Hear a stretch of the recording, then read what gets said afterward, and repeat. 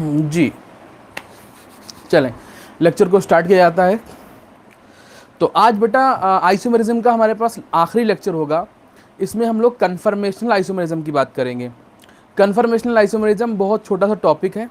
कुछ बातें हम इसमें बताएंगे, बड़ी इंपॉर्टेंट बातें होती हैं, और कुछ लास्ट में 2-3 क्वेश्चन बहुत ज़्यादा इंपॉर्टेंट इन द सेंस कि वो क्वेश्चन देख के एक इल्यूजन क्रिएट होता है।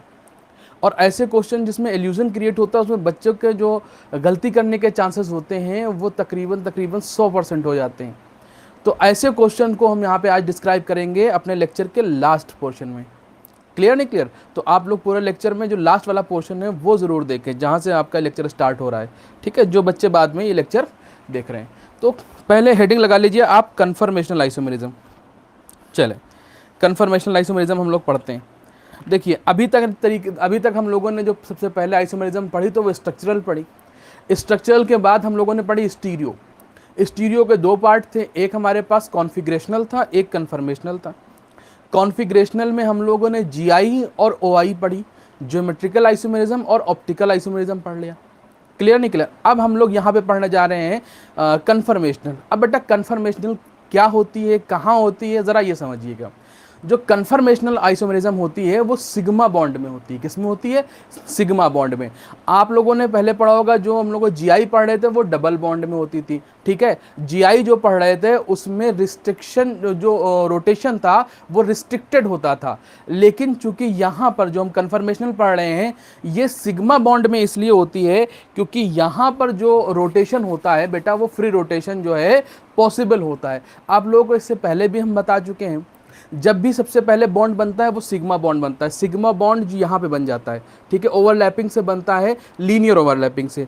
और जब सिग्मा बॉन्ड बनता है तो देखो सिग्मा बॉन्ड में फ्री रोटेशन हो सकता है। ठीक है, ये देखो यहाँ पे फ्री रोटेशन हो रहा है। ठीक, तो सिग्मा बॉन्ड में चूंकि फ्री रोटेशन हो सकता है, इसलिए हमारे पास जो कन्फर्मेशनल आइसोमेरिज्म होती है वो सिग्मा बॉन्ड की वजह से पाई जाती है। क्योंकि सिग्मा बॉन्ड में क्या होता है, फ्री रोटेशन पाया जाता है।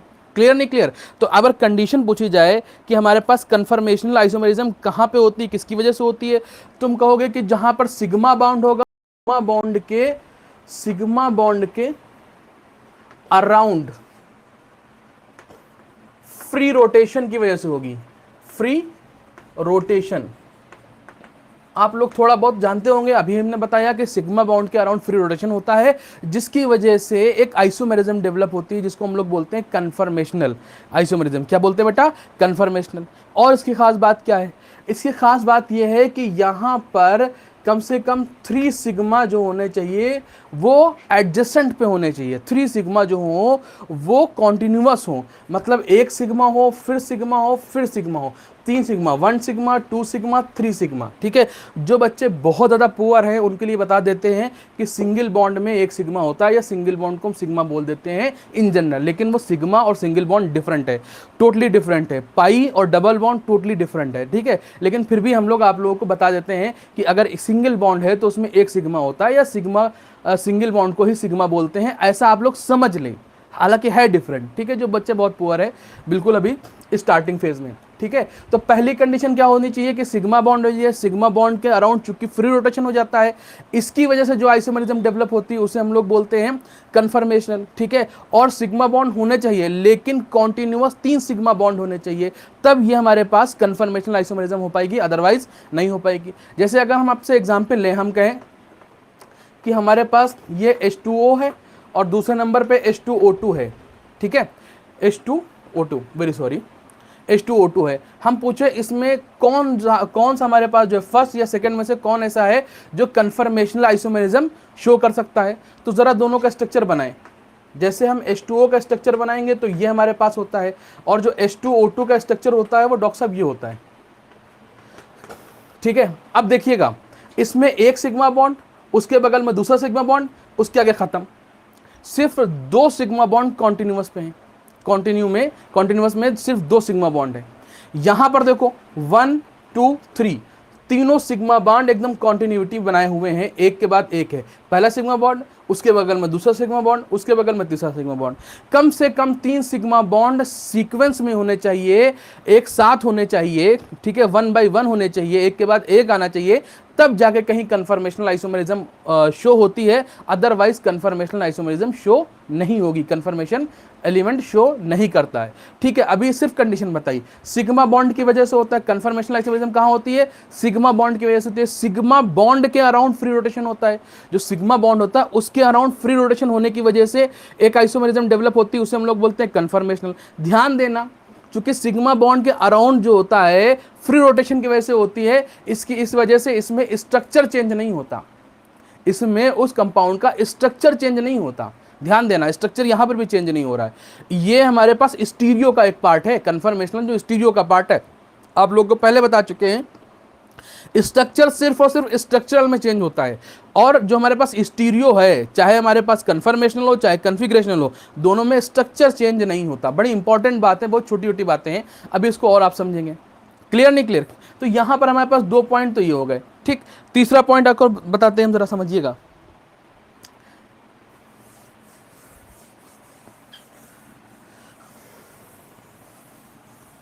ठीक है, चलें तीसरा पॉइंट देखें।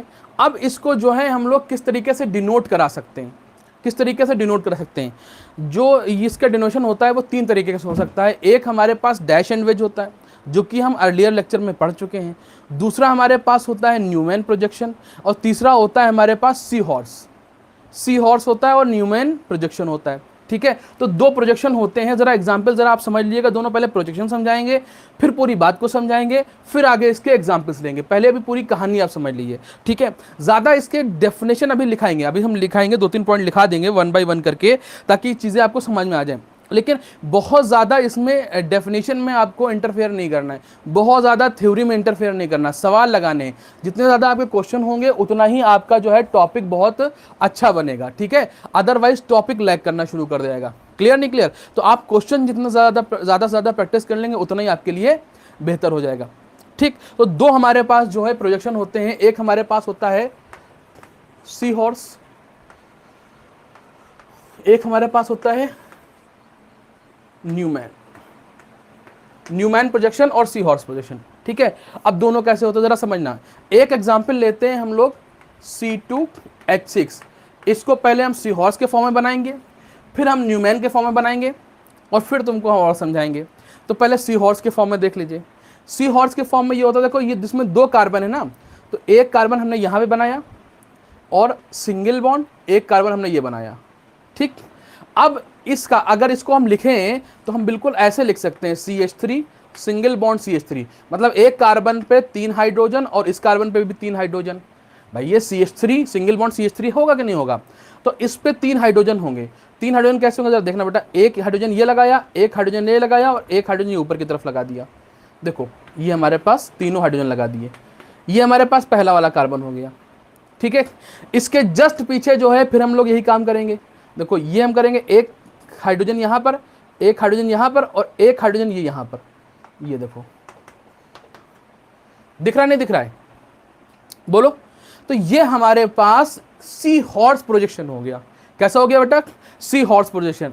हम लोग जब पढ़ते थे अपने जमाने में, जो हम पढ़ते थे तो हॉर्स मतलब समझ में नहीं आता था। मतलब जो हम लोग 11th में थे, 11th या 12th में थे, तो हम लोग ये आइसोमेरिज्म पढ़ाई गई थी 11th में, आई थिंक पढ़ाई गई थी। हाँ, हम लोग यूपी बोर्ड से थे, तब 11th 12th का कोर्स दोनों बराबर होता था। टीचर की जो मर्जी होती थी, जहाँ मर्जी होती थी पढ़ा देता था। ठीक है, तो यहाँ पर जो है 11th में हम लोगों को पढ़ाया गया था, तो हम लोगों को याद नहीं रहता था कि मतलब स्ट्रक्चर समझ में आता था कि ये एक है, एक दूसरा वाला न्यूमैन वाला है। भूल जाते थे कि एक सी हॉर्स कौन सा है, न्यूमैन कौन सा है। तो हम लोगों ने ऐसे याद कर रखा था कि देखो ये घोड़े की टांगे हैं, मतलब एग्जाम्पल के तौर पे, ऐसे ही जस्ट फॉर फन। ठीक है, इसमें हॉर्स आता है तो ये घोड़े की टांगे हैं, इस हिसाब से हम लोगों ने बना लिया कि चलो ये घोड़ा टाइप का लग रहा है तो ये सी हॉर्स ही होगा। ठीक है, बहरहाल आपके जैसी मर्जी हो, आप जैसे याद करना चाहें वैसे याद कर सकते हैं। क्लियर नहीं क्लियर? अच्छा, न्यूमैन में देखिए क्या होता है। न्यूमैन में ये होता है, पहले हम इसको बनाएंगे फिर समझाएंगे। पहले इसको हम बनाएंगे, ठीक है।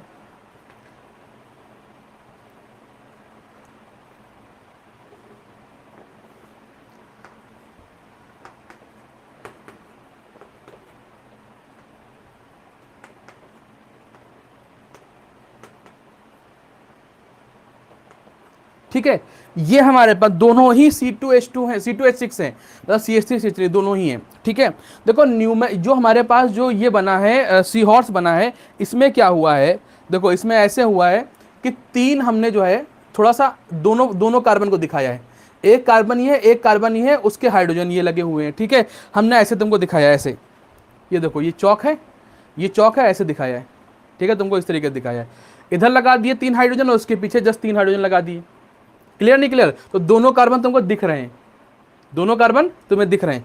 लेकिन अगर हम इसी चौक को ऐसे घुमा दें, अब तुम देखना, अब जो पीछे वाला पोर्शन है वो तुम्हें नहीं दिख रहा है, आगे वाला पोर्शन दिख रहा है, सिर्फ राउंड राउंड आगे वाला पोर्शन दिख रहा है। दिख रहा है कि नहीं दिख रहा है? ठीक है, अब आगे वाला पोर्शन सिर्फ दिख रहा है, पीछे वाला पोर्शन नहीं दिख रहा है। क्लियर नहीं क्लियर? ये हमारे पास क्या हो गया, न्यूमेंस हो गया। न्यूमेन में जो ये वाला जो ये आगे लगा हुआ है, जो इसके जो ये रिंग है, इसके ऊपर जो बना हुआ है, जो ऊपर वाला पोर्शन है वो सब आगे वाला पोर्शन है, और जो पीछे वाला है उसके पीछे दिखाया गया है। ठीक है, जो कि ये कार्बन ये इसके जस्ट पीछे एक और कार्बन होगा, इसके जस्ट पीछे एक और कार्बन होगा, तो इसलिए वो कार्बन हमें विजिबल नहीं होता है। क्लियर नहीं क्लियर? ये बिल्कुल वैसे ही होता है जैसे हमारे पास चौक थोड़ी कम है, फिर भी हम आपको थोड़ा समझाना चाहेंगे। देखिए ये हमारे पास है, एक हाइड्रोजन ऐसे लगा होगा, एक हाइड्रोजन ऐसे लगा है, और एक हाइड्रोजन यहां पे ऐसे लगा हुआ है। ठीक है, क्लियर नहीं क्लियर? तो तुम जब आगे से देखोगे तो ये कार्बन दिखेगा और तीनों हाइड्रोजन यहां दिख रहे होंगे तुम्हें, एक यहां पे लगा हुआ दिख रहा होगा, एक यहां पे लगा हुआ, एक यहां पे लगा हुआ दिख रहा होगा। क्लियर नहीं क्लियर? या ऐसे समझ लो, एक ऊपर की तरफ लगा हुआ दिख रहा होगा, एक ऐसे दिख रहा होगा, एक ऐसे दिख रहा होगा। ठीक, इसके जब तुम उधर से देख रहे हो तो तुमको पीछे वाला इसका बैक साइड, तो बैक साइड वाला कार्बन तो दिख नहीं रहा है, लेकिन यहां पर जो हाइड्रोजन लगा होगा, देखो ये नीचे की तरफ इधर साइड में, ठीक है, ये आपको दिख रहे हैं। क्लियर नहीं क्लियर? तो अगर हमने ऐसे आपको दिखाया तो ये हमारे पास न्यूमेंस प्रोजेक्शन है। अगर हमने इसको ऐसे घुमा दिया, अब देखो दोनों कार्बन विजिबल है, अब इसमें एक हाइड्रोजन ऊपर की तरफ, एक इधर, एक इधर, यहां पर भी भाई एक ऊपर की तरफ, एक इधर, एक इधर। ठीक है, तो इसमें दोनों कार्बन भी दिख रहे हैं और उस पे लगे हाइड्रोजन या उस पे लगे ग्रुप भी दिख रहे हैं। लेकिन अगर आप न्यूमेन देखेंगे तो न्यूमेन आपको ऐसे दिखाया जाएगा। ठीक है, ये प्रोजेक्शन न्यूमेन प्रोजेक्शन हो गया। इसमें सिर्फ और सिर्फ सामने वाला कार्बन जो होगा वो दिखाई देगा, क्योंकि बीच में देखो ये बॉन्ड है, बीच में क्या है, दोनों में सिग्मा बॉन्ड होगा। ठीक है, एक कार्बन ये है, एक कार्बन ये बीच में सिग्मा बॉन्ड है। क्लियर नहीं क्लियर है? बीच में सिग्मा बॉन्ड है। ठीक है, अगर आपको हम ऐसे दिखा रहे हैं, मतलब ये कार्बन भी दिख रहा है, ये कार्बन भी दिख रहा है, बीच में सिग्मा बॉन्ड भी आपको दिखाई दे रहा है पूरी तरीके से, तो ये हमारे पास सी हॉर्स है। अब इस वाले कार्बन पे 3 और ग्रुप लगे होंगे, जाहिर सी बात है, एक कार्बन की वैलेंसी 4 होती है, तो इस पे एक तो सिग्मा बॉन्ड ये लगा ही हुआ है, तो 3 ग्रुप और लग सकते हैं, 1 2 3 करके। क्लियर नहीं क्लियर? और इस वाले कार्बन पे भी यही हो सकता है। ठीक, लेकिन जब हम आपको जो है पीछे वाला कार्बन और सिग्मा बॉन्ड, जो इनके बीच में सिग्मा बॉन्ड है, वो हम छुपा लेंगे, तब हमारे पास ये न्यूमेंस प्रोजेक्शन हो जाएगा। ठीक है, तो 2 तरीके के प्रोजेक्शन होते हैं, एक हमारे पास होता है सी हॉर्स प्रोजेक्शन और एक हमारे पास होता है न्यूमेन प्रोजेक्शन। तो जब भी आप लोग इसको देखें तो अच्छी तरीके से देखें। अगर आपको सी हॉर्स कहीं पर दे रखा है तो कह देखो एक कार्बन ये, एक कार्बन ये, उस पर 3 हाइड्रोजन ये हो जाएंगे। अब देखो यहां पर भी क्या होगा, यहां पर भी 3 हाइड्रोजन उसके पीछे है। अब हाइड्रोजन के अलावा भी इस पर कोई ग्रुप लग सकता है, हाइड्रोजन के अलावा भी कोई ग्रुप लगा सकते हैं। जाहिर सी बात है, हम लोग पढ़े लिखे लोग हैं, हम लोगों को मालूम है कि अगर हम यहाँ से चाहें तो यहाँ पे CH3 लगा सकते हैं, हम लोग चाहें तो यहाँ पे OH लगा सकते हैं हाइड्रोजन को हटा के। भाई एल्केन में हाइड्रोजन को हटा के हम कोई भी ग्रुप लगा सकते हैं, तो हम तुमको सबसे सिंपलेस्ट फॉर्म दिखा रहे हैं। ठीक है, क्लियर नहीं क्लियर? बात सबके समझ में आ रही कि नहीं आ रही? अच्छा, क्या ये एल्कीन में पाया जा सकता है? नहीं, एल्कीन में नहीं होगी। एल्कीन में कन्फर्मेशनल आइसोमरिज्म होती ही नहीं है। क्यों? क्योंकि एल्कीन में हो जाता है डबल बॉन्ड, और डबल बॉन्ड में रोटेशन होता है रिस्ट्रिक्टेड। रोटेशन क्या होता है बेटा? रिस्ट्रिक्टेड, जिसकी वजह से क्या होता है, वहां पर कन्फर्मेशनल नहीं होगी। क्योंकि सिग्मा बॉन्ड होता है, सिग्मा बॉन्ड में जो रोटेशन होता है वो रिस्ट्रिक्टेड नहीं होता, उसमें पाया जाता है। इस वजह से जो है हमारे पास एल्केन जो होता है, एल्केन में कन्फर्मेशनल आइसोमरिज्म होती है। अब C2H6 सबसे सिंपलेस्ट एल्केन पाया जाता है जिसमें कन्फर्मेशनल हो सकती है। C2H6 जो है सबसे सिंपलेस्ट एल्केन है जिसमें कन्फर्मेशनल हो सकती है। CH4 में कन्फर्मेशनल आइसोमरिज्म नहीं होगी, CH4 में कन्फर्मेशनल आइसोमरिज्म पॉसिबल नहीं है। C2H6 से हमारे पास कन्फर्मेशनल आइसोमरिज्म हो सकती है। क्यों? क्योंकि हमारे पास CH4 में दूसरा कार्बन ही नहीं होता है। क्लियर नहीं क्लियर? बात समझ में आ रही कि नहीं आ रही? बहुत बढ़िया बात। तो इसमें 2 कार्बन हो गए, दोनों हाइड्रोजन हो गए। अच्छा, एक बात को समझ लेना, अब जरा एक काम करो, हमने कहा ये पीछे वाला पोर्शन फिक्स कर दिया और इसको यूं घुमा दिया। देखो चूंकि ये रोटेट हो सकता है ना भाई, ये रोटेट हो सकता है, तो इसको यूं घुमा, देखो यूं घुमा दिया हमने। जब घुमाएंगे, अब ऐसे ऐसे ऐसे पकड़ो, ऐसे पकड़ो, ऐसे घुमा दो, ठीक है। हालांकि हमको वो वाला स्ट्रक्चर लाना चाहिए था जो एनसीईआरटी बोलती है, जो बच्चे खेलते नहीं है फॉरेन वगैरह में, उसमें लगा के आपको दिखाना चाहिए था, घुमा के दिखाना चाहिए था, बट वो सिस्टम ही बना नहीं पाए हैं।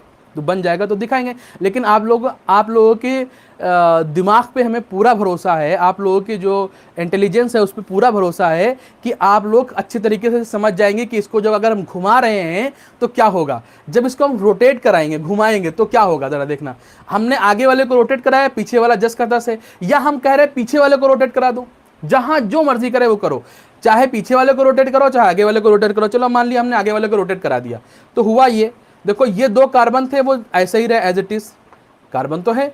अब चूंकि सिग्मा बॉन्ड जो है रोटेट कर गया, तो इस वाले को तो फिक्स रखा था, तो इस पे जो हाइड्रोजन लगा हुआ था, ये देखो इस पे जो हाइड्रोजन लगे हुए थे वो ऐसे ही लगे रहेंगे, देखो ये लगे हुए थे, ठीक। इस पे क्या होगा, इस पे ये दोनों ऊपर पहुंच जाएंगे और ये सिंगल वाला हाइड्रोजन नीचे आ जाएगा। तो अब जो इसमें स्ट्रक्चर बनेगा वो कुछ इस तरीके से बन जाएगा, देखो ऐसे ऐसे, ठीक है। बात समझ में आ रही कि नहीं आ रही, देखो ये पलट गया, आई थिंक दिख रहा होगा आप लोगों को, अच्छे से समझ में आ रहा होगा। देखो ये वाला पोर्शन हमने नीचे कर दिया, ये वाला पोर्शन हमने क्या कर दिया बेटा, नीचे कर दिया। क्लियर नहीं क्लियर। अब हमारे पास देखो रोटेट करा दिया हमने, ये हमने इसको रोटेट करा दिया। अब ये हमारे पास ये और ये दोनों आपस में कन्फर्मर होंगे, ठीक है, ये कन्फर्मर होंगे।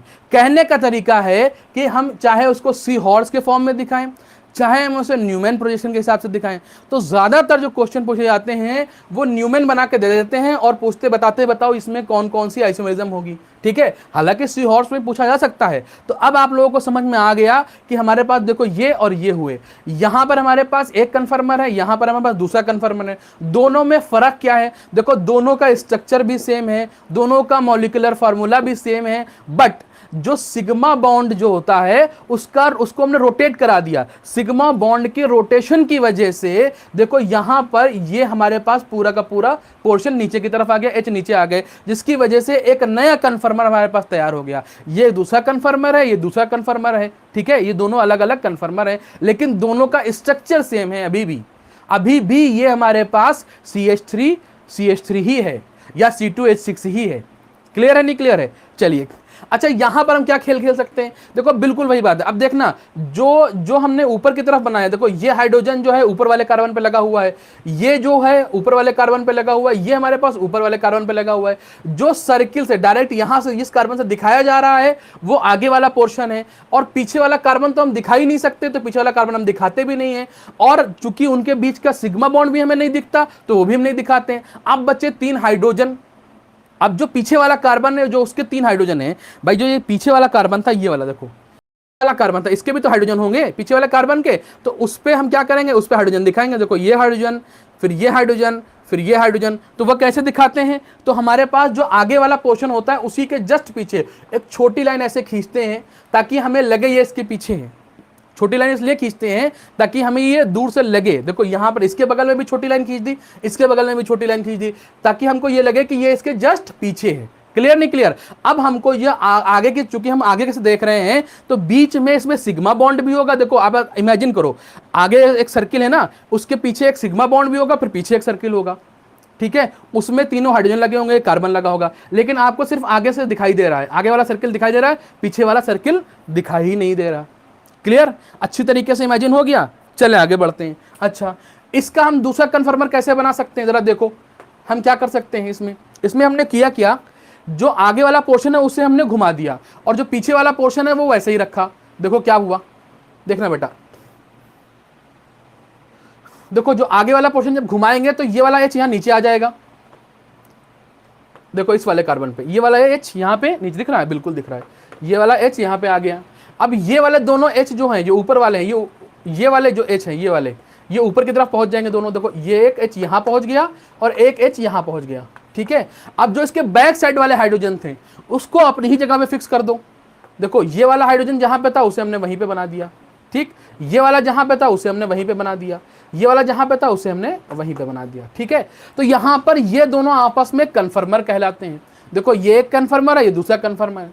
ठीक, अच्छा आप लोगों ने इक्लिप्स का नाम सुना? इक्लिप्स बिल्कुल सुना होगा, सब पढ़े लिखे बच्चे, सब होशियार बच्चे, इक्लिप्स का नाम सुना जरूर होगा।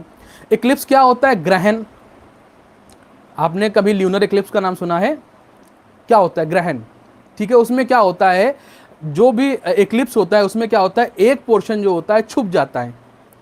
ठीक है, एक आगे होता है, उसके एक पीछे होता है। ठीक है, पीछे वाले पोर्शन को आगे वाला पोर्शन एग्जैक्टली छुपा लेता है। जब ऐसी कंडीशन आती है तो उसे हम लोग बोलते हैं इक्लिप्स।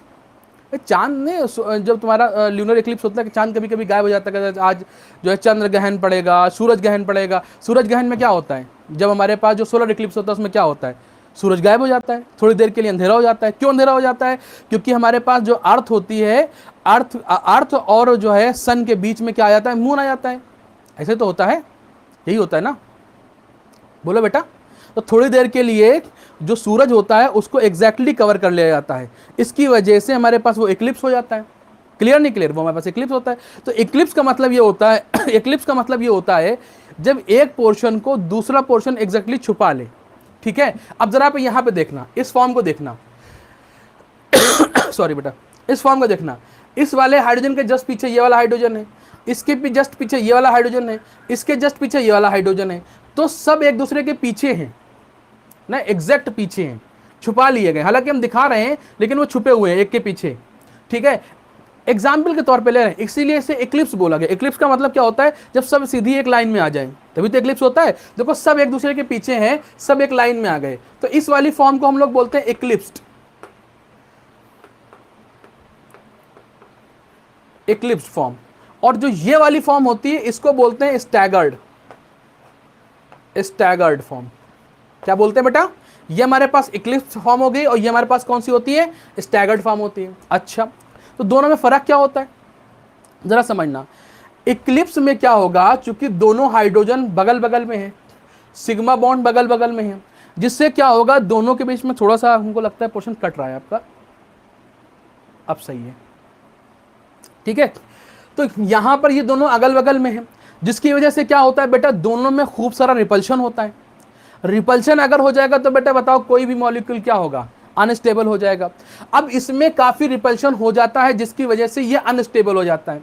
ठीक है, अगर पूछा जाए इक्लिप्स्ड में और स्टैगर्ड फॉर्म में कौन सा हमारे पास जो कन्फर्मर है जो हमारे पास अनस्टेबल होगा, तो हम कहेंगे इक्लिप्स हमारे पास अनस्टेबल होता है। क्यों? क्योंकि उसमें रिपल्शन ज्यादा हो जाता है। ठीक है, और जो हमारे पास अनस्टेबल होता है दैट मींस उसकी एनर्जी ज्यादा होती है। तो इन दोनों में अगर कंपेयर करें एनर्जी किसकी ज्यादा है, तो हम लोग कहेंगे इक्लिप्स की एनर्जी ज्यादा है, स्टैगर्ड की एनर्जी कम है। अच्छा, अब बात को समझे रहना, अगर स्टेबिलिटी की बात है तो हमारे पास स्टैगर्ड ज्यादा स्टेबल है।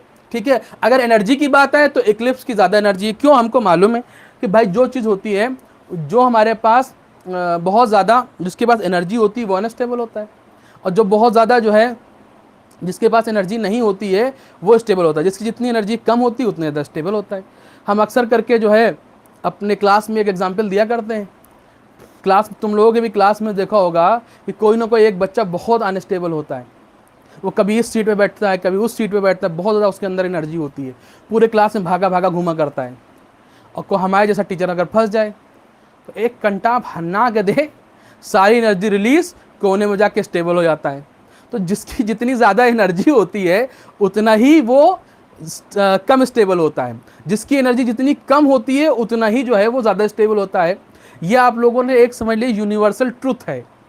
ठीक है, अगर आपके अंदर बहुत ज़्यादा एनर्जी है तो आप बहुत ज़्यादा स्टेबल नहीं है, आप बहुत अनस्टेबल है, यहाँ भागेंगे वहाँ भागेंगे वहाँ भागेंगे। लेकिन अगर आपकी एनर्जी कम कर दी जाए तो आप स्टेबल हो जाते हो, है नहीं है ना? चलो बेटा, आप समझ गए हो गया, बहुत समझदार बच्चे हो। तो आप अगर इसमें पूछा जाए, स्टेबिलिटी पूछी जाए तो किसकी स्टेबिलिटी ज़्यादा है? स्टैगर्ड की। पूछा जाए स्टैगर्ड की स्टेबिलिटी ज़्यादा क्यों है? क्योंकि उसके बीच में रिपल्शन कम है। इक्लिप्स की स्टेबिलिटी कम क्यों है? इक्लिप्स की स्टेबिलिटी कम क्यों है? क्योंकि उसमें रिपल्शन ज़्यादा है, इसीलिए यहाँ पर जो है इक्लिप्स की जो है एनर्जी इक्लिप्स की स्टेबिलिटी कम होती है जबकि स्टैगर्ड की स्टेबिलिटी ज़्यादा होती है। अच्छा, यहाँ पर भी पूछा जाए कौन इक्लिप्स कौन स्टैगर्ड, बता सकते हो? देखो, इस हाइड्रोजन के जस्ट पीछे हाइड्रोजन, इस हाइड्रोजन के पीछे ये, इसके ये, तो इसका मतलब ये वाली फॉर्म कौन सी हुई इसकी, इक्लिप्स्ड हो गई, और ये वाली कौन सी हो गई बेटा, स्टैगर्ड हो गई। तो दो फॉर्म आपने अभी जान ली, एक इक्लिप्स्ड जानी और एक स्टैगर्ड जानी। इतनी बातें आप लोगों ने जान ली, कुछ पॉइंट्स लिखे, फिर ये स्ट्रक्चर बनाए तो हम आगे बढ़े। ठीक है, आई थिंक आपको कन्फर्मेशनल आइसोमेरिज्म अच्छी तरीके से समझ में आना शुरू हो गया होगा। ठीक है बेटा, एक बात और थोड़ी सी बेटा हम बता रहे हैं, बार बार हम कह चुके हैं कि अभी हम जो है इसको जो है यूट्यूब पे भी अपलोड कर देंगे, क्योंकि कुछ बच्चे कह रहे हैं मतलब जो है ऐप पे ज़्यादा डेटा खर्च हो रहा है, इसलिए हमको मजबूरन जो है इसे यूट्यूब पे अपलोड करना पड़ रहा है। तो और यूट्यूब पे भी जो बच्चे इसको देख रहे हैं, अभी हमने सबके लिए ओपन रखा हुआ है लेक्चर। तो एक बात आप हमेशा ध्यान रखें कि लेक्चर अगर आपने स्टार्ट किया है तो पूरा देखें प्लीज़। ठीक है, और ख़ास बात यह है कि हम आपको ये बताना चाह रहे हैं, यूट्यूब पे भी जो हम इसे अपलोड कर रहे हैं, तो ये हम ना लाइक के लिए कर रहे हैं, ना हम शेयर के लिए कर रहे हैं, ना हम सब्सक्राइब के लिए कर रहे हैं।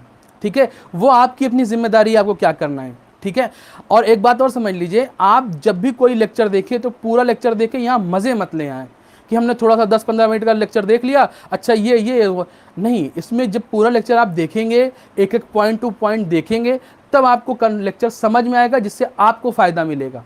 ठीक है, बात समझ रहे हैं, नहीं समझ रहे हैं? हालांकि ऑनलाइन प्लेटफॉर्म पे बच्चे समझने से ज़्यादा मज़े ज़्यादा ले रहे हैं।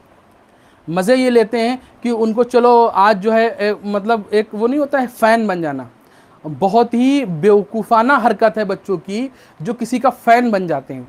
कभी किसी का फ़ैन वैन नहीं बनना चाहिए। ठीक है, हमेशा आपको, जब तक आपको क्या करना चाहिए, चीज़ों को समझना चाहिए, कि कंटेंट देखना चाहिए, आपको कितना उससे फ़ायदा मिल रहा है। क्लियर नहीं क्लियर? कोई टीचर बहुत ज़्यादा स्मार्ट है, कोई टीचर कुछ है, तो मतलब उसके फ़ैन बन गए, एक अलग से जो है मतलब पता नहीं क्या क्या चलाया करते हैं, उसमें जो है किसी की लड़ाई हो रही है तो वो अपने उसमें इंटरेस्ट ले रहे हैं, जबकि सारा इंटरेस्ट आपका इस टाइम पे ये होना चाहिए कि आपको सिर्फ और सिर्फ आपको कंटेंट अपना देखना चाहिए और अपने सिलेक्शन को देखना चाहिए।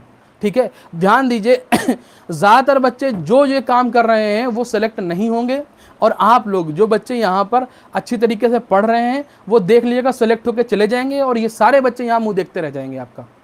क्लियर नहीं क्लियर? तो लेक्चर को पूरा देखें, जो यूट्यूब पे देखने आ रहे हैं, अभी यूट्यूब पे जो इसे अपलोड करेंगे, तो जो बच्चे यूट्यूब देख रहे हैं तो पूरा लेक्चर देखें, तब आपको इसकी जो है जितने जो सारे पॉइंट्स है वो समझ में आएंगे, और सारे एग्जाम्पल और सारे क्वेश्चन समझ में आएंगे, अदरवाइज कुछ समझ में आने वाला नहीं है। ठीक है, अगर आपको सिर्फ मज़े लेना है तो प्लीज़ आप वीडियो से दूर रहें। मज़े लेना मतलब इन द सेंस कॉमेडी देखनी है तो आप किसी और टीचर से देख सकते हैं कॉमेडी वगैरह, या स्मार्टनेस भी देखनी हो तो किसी और टीचर की देख सकते हैं, हम बहुत ज़्यादा स्मार्ट नहीं हैं। ठीक है, चलिए, थैंक यू वेरी मच। आप इसमें कुछ पॉइंट लिखिए और उसमें हम लिखा रहे हैं आपको।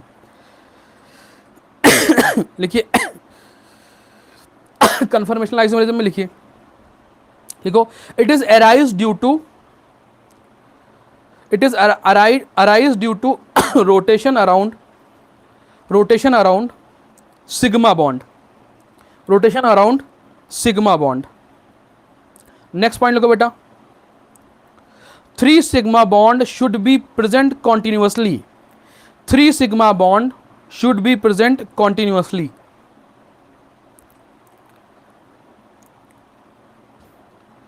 नेक्स्ट पॉइंट लिखो बेटा, it cannot be separated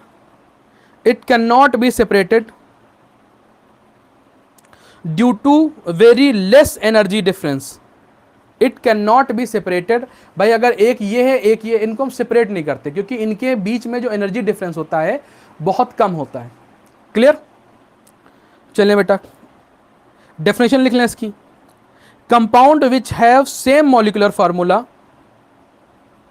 comma structural formula comma IUPAC name, बड़े इंपॉर्टेंट पॉइंट है सारे, comma IUPAC name, but different arrangement of atom due to free rotation around sigma bond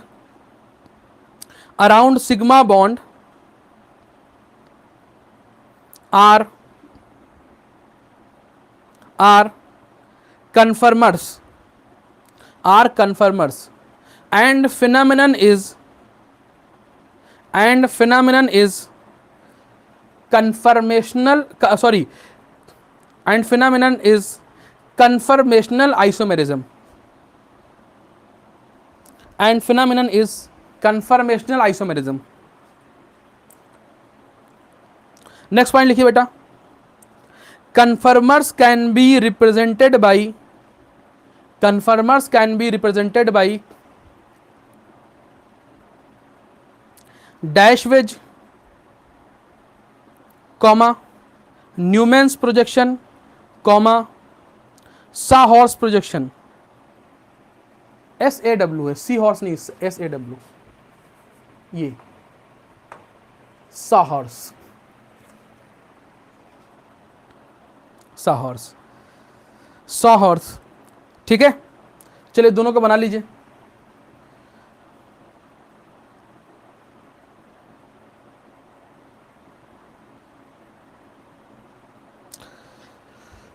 I think बना लिया होगा।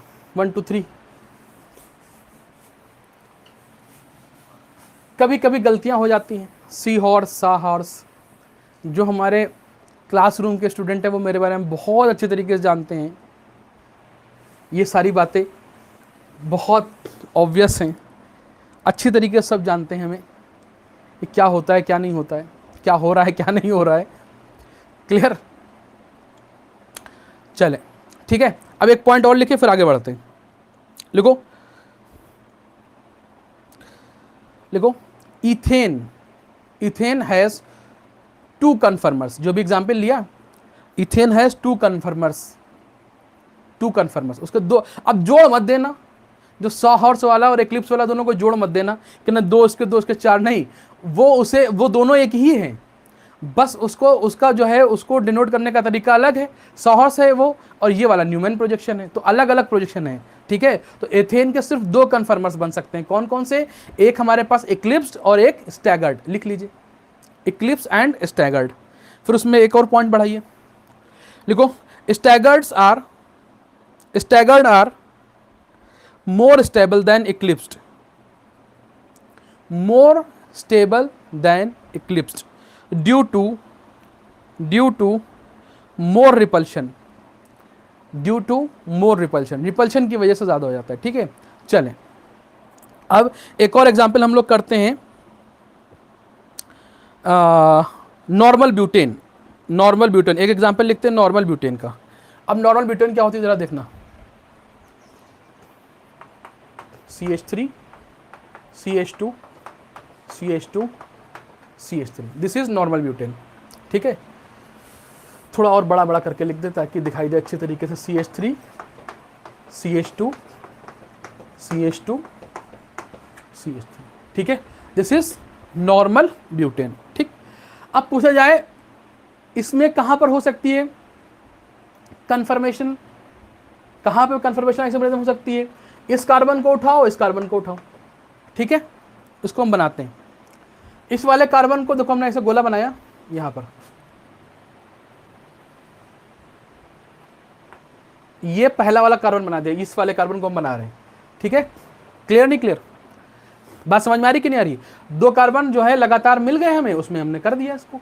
ठीक है, इसमें और इसमें बना रहे हैं, जरा ध्यान देना, इसमें और इसमें बना रहे हैं। ठीक, इस वाले कार्बन को हमने यहां बना दिया। अब इस वाले कार्बन पे क्या क्या है? इस वाले कार्बन पे 2 हाइड्रोजन है, एक CH3 है। क्लियर? तो हमने क्या किया, CH3 को हमने यहां ऊपर लगा दिया और एक हाइड्रोजन यहां पे लगा दिया, एक हाइड्रोजन हमने यहां पे लगा दिया। क्लियर? अब इसके जस्ट पीछे क्या होगा? ये वाला कार्बन होगा। इसके जस्ट पीछे क्या होगा? ये वाला कार्बन होगा। इस वाले कार्बन पे भी 2 हाइड्रोजन और एक CH3 है। ठीक है, बहुत बढ़िया। तो हमने क्या किया, इसी के जस्ट पीछे छोटी लाइन खींची और CH3 लगा दिया, मतलब ये पीछे वाले कार्बन पे CH3 है। इसके जस्ट बगल में एक छोटी लाइन पे हाइड्रोजन लगा दिया और छोटी लाइन खींच के हाइड्रोजन लगा दिया। ठीक है, तो ये हमारे पास न्यूमैन प्रोजेक्शन तैयार हो गया। क्लियर? अगर अब हम तुमसे पूछे ये कौन सी फॉर्म है, ये स्टेगर्ड है या इक्लिप्स्ड है, तो आप कहोगे सर ये इक्लिप्स्ड है। क्या है बेटा? इक्लिप्स्ड। क्यों? CH3 के जस्ट पीछे CH3, H के जस्ट पीछे H के जस्ट पीछे। क्लियर? हमने क्या किया, हमने इसको रोटेट कराना शुरू किया। अब रोटेशन जो करा रहे हैं वो 60 डिग्री पे कराएंगे। कितने पे कराएंगे बेटा? 60 डिग्री पे कराया। जब हम इसको 60 डिग्री पे रोटेट कराएंगे तो हम क्या करते हैं, हम देखो पीछे वाला चेंज करते हैं, आगे वाले को फिक्स कर रखते हैं। जो आगे वाला है उसे फिक्स कर रहे हैं और पीछे वाले को बस चेंज करते चले जा रहे हैं। ठीक, तो हमने देखो आगे वाला जो था उसको जैसा था वैसे बनाया। ये कार्बन, ऊपर की तरफ CH3, एक हाइड्रोजन एक हाइड्रोजन। ठीक है, अब एक बात बताओ, जब ये 60 डिग्री रोटेट करेगा तो यहां से ये पूरा एंगल कितना होता है, 120 हो रहा है एंगल। तो 60 डिग्री इसके बीच में कहीं पे आएगा। तो ये हमारे पास CH3 यहां से कहां पहुंच गया, यहां पर, और ये कहां पहुंच गया, यहां पर। रोटेट कितना हुआ, 60 डिग्री, और ये वाला H जो होगा वो यहां पर आ गया। क्लियर नहीं क्लियर? सही से आप लोगों को दिखना चाहिए। ये देखो बीच में आ गया, ये आ गया। ठीक है, अब हमने क्या किया, हमने कहा चलो फिर इसको 60 डिग्री मोड़ के देखते हैं। 60 डिग्री मोड़ दिया, क्या हुआ, जो ऊपर वाला पोर्शन है उसको जैसा है वैसे रखेंगे। ये देखो ऊपर की तरफ क्या था, CH3 था, इधर क्या था, H था, इधर क्या था, H था। क्लियर नहीं क्लियर? अब जब इसको 60 डिग्री हमने मोड़ दिया तो ये वाला 60 डिग्री, ये वाला जो है 60 डिग्री जो है रोटेट होकर यहां पहुंच जाएगा। तो ये जो H होगा वो इसके पीछे पहुंच जाएगा। ये CH3 देखो ये हमने यहां पे बना दिया, और ये वाला H यहां पहुंच जाएगा, सॉरी ये H। ठीक है, आई थिंक आपको अच्छी तरीके से समझ में भी आ रहा होगा। अब क्या करते हैं, हम लोग इसको फिर से 60 डिग्री रोटेट कराते हैं।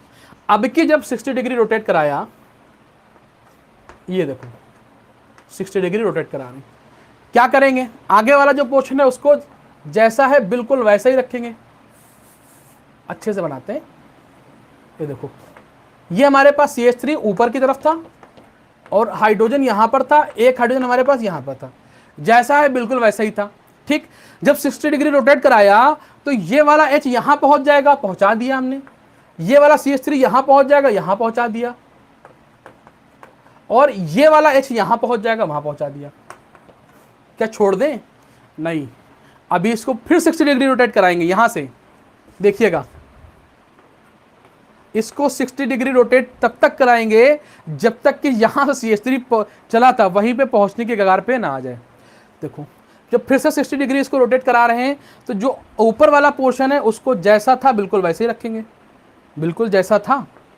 देखो ये ऊपर की तरफ CH3 था, ये हमारे पास H था, ये हमारे पास H था। अब क्या हुआ, ये CH3 यहां पहुंच गया, जस्ट यहां पर देखो। ठीक, क्लियर नहीं क्लियर? उसके बाद क्या हुआ, जो हमारे पास ये वाला H था वो यहां पर आ गया, और जो यहां पर वाला H था वो यहां पहुंच गया। क्लियर?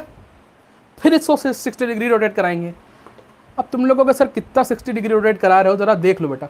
अच्छा एग्जाम में बनाने को तो आएगा नहीं, तो सर आप क्यों करा रहे हैं?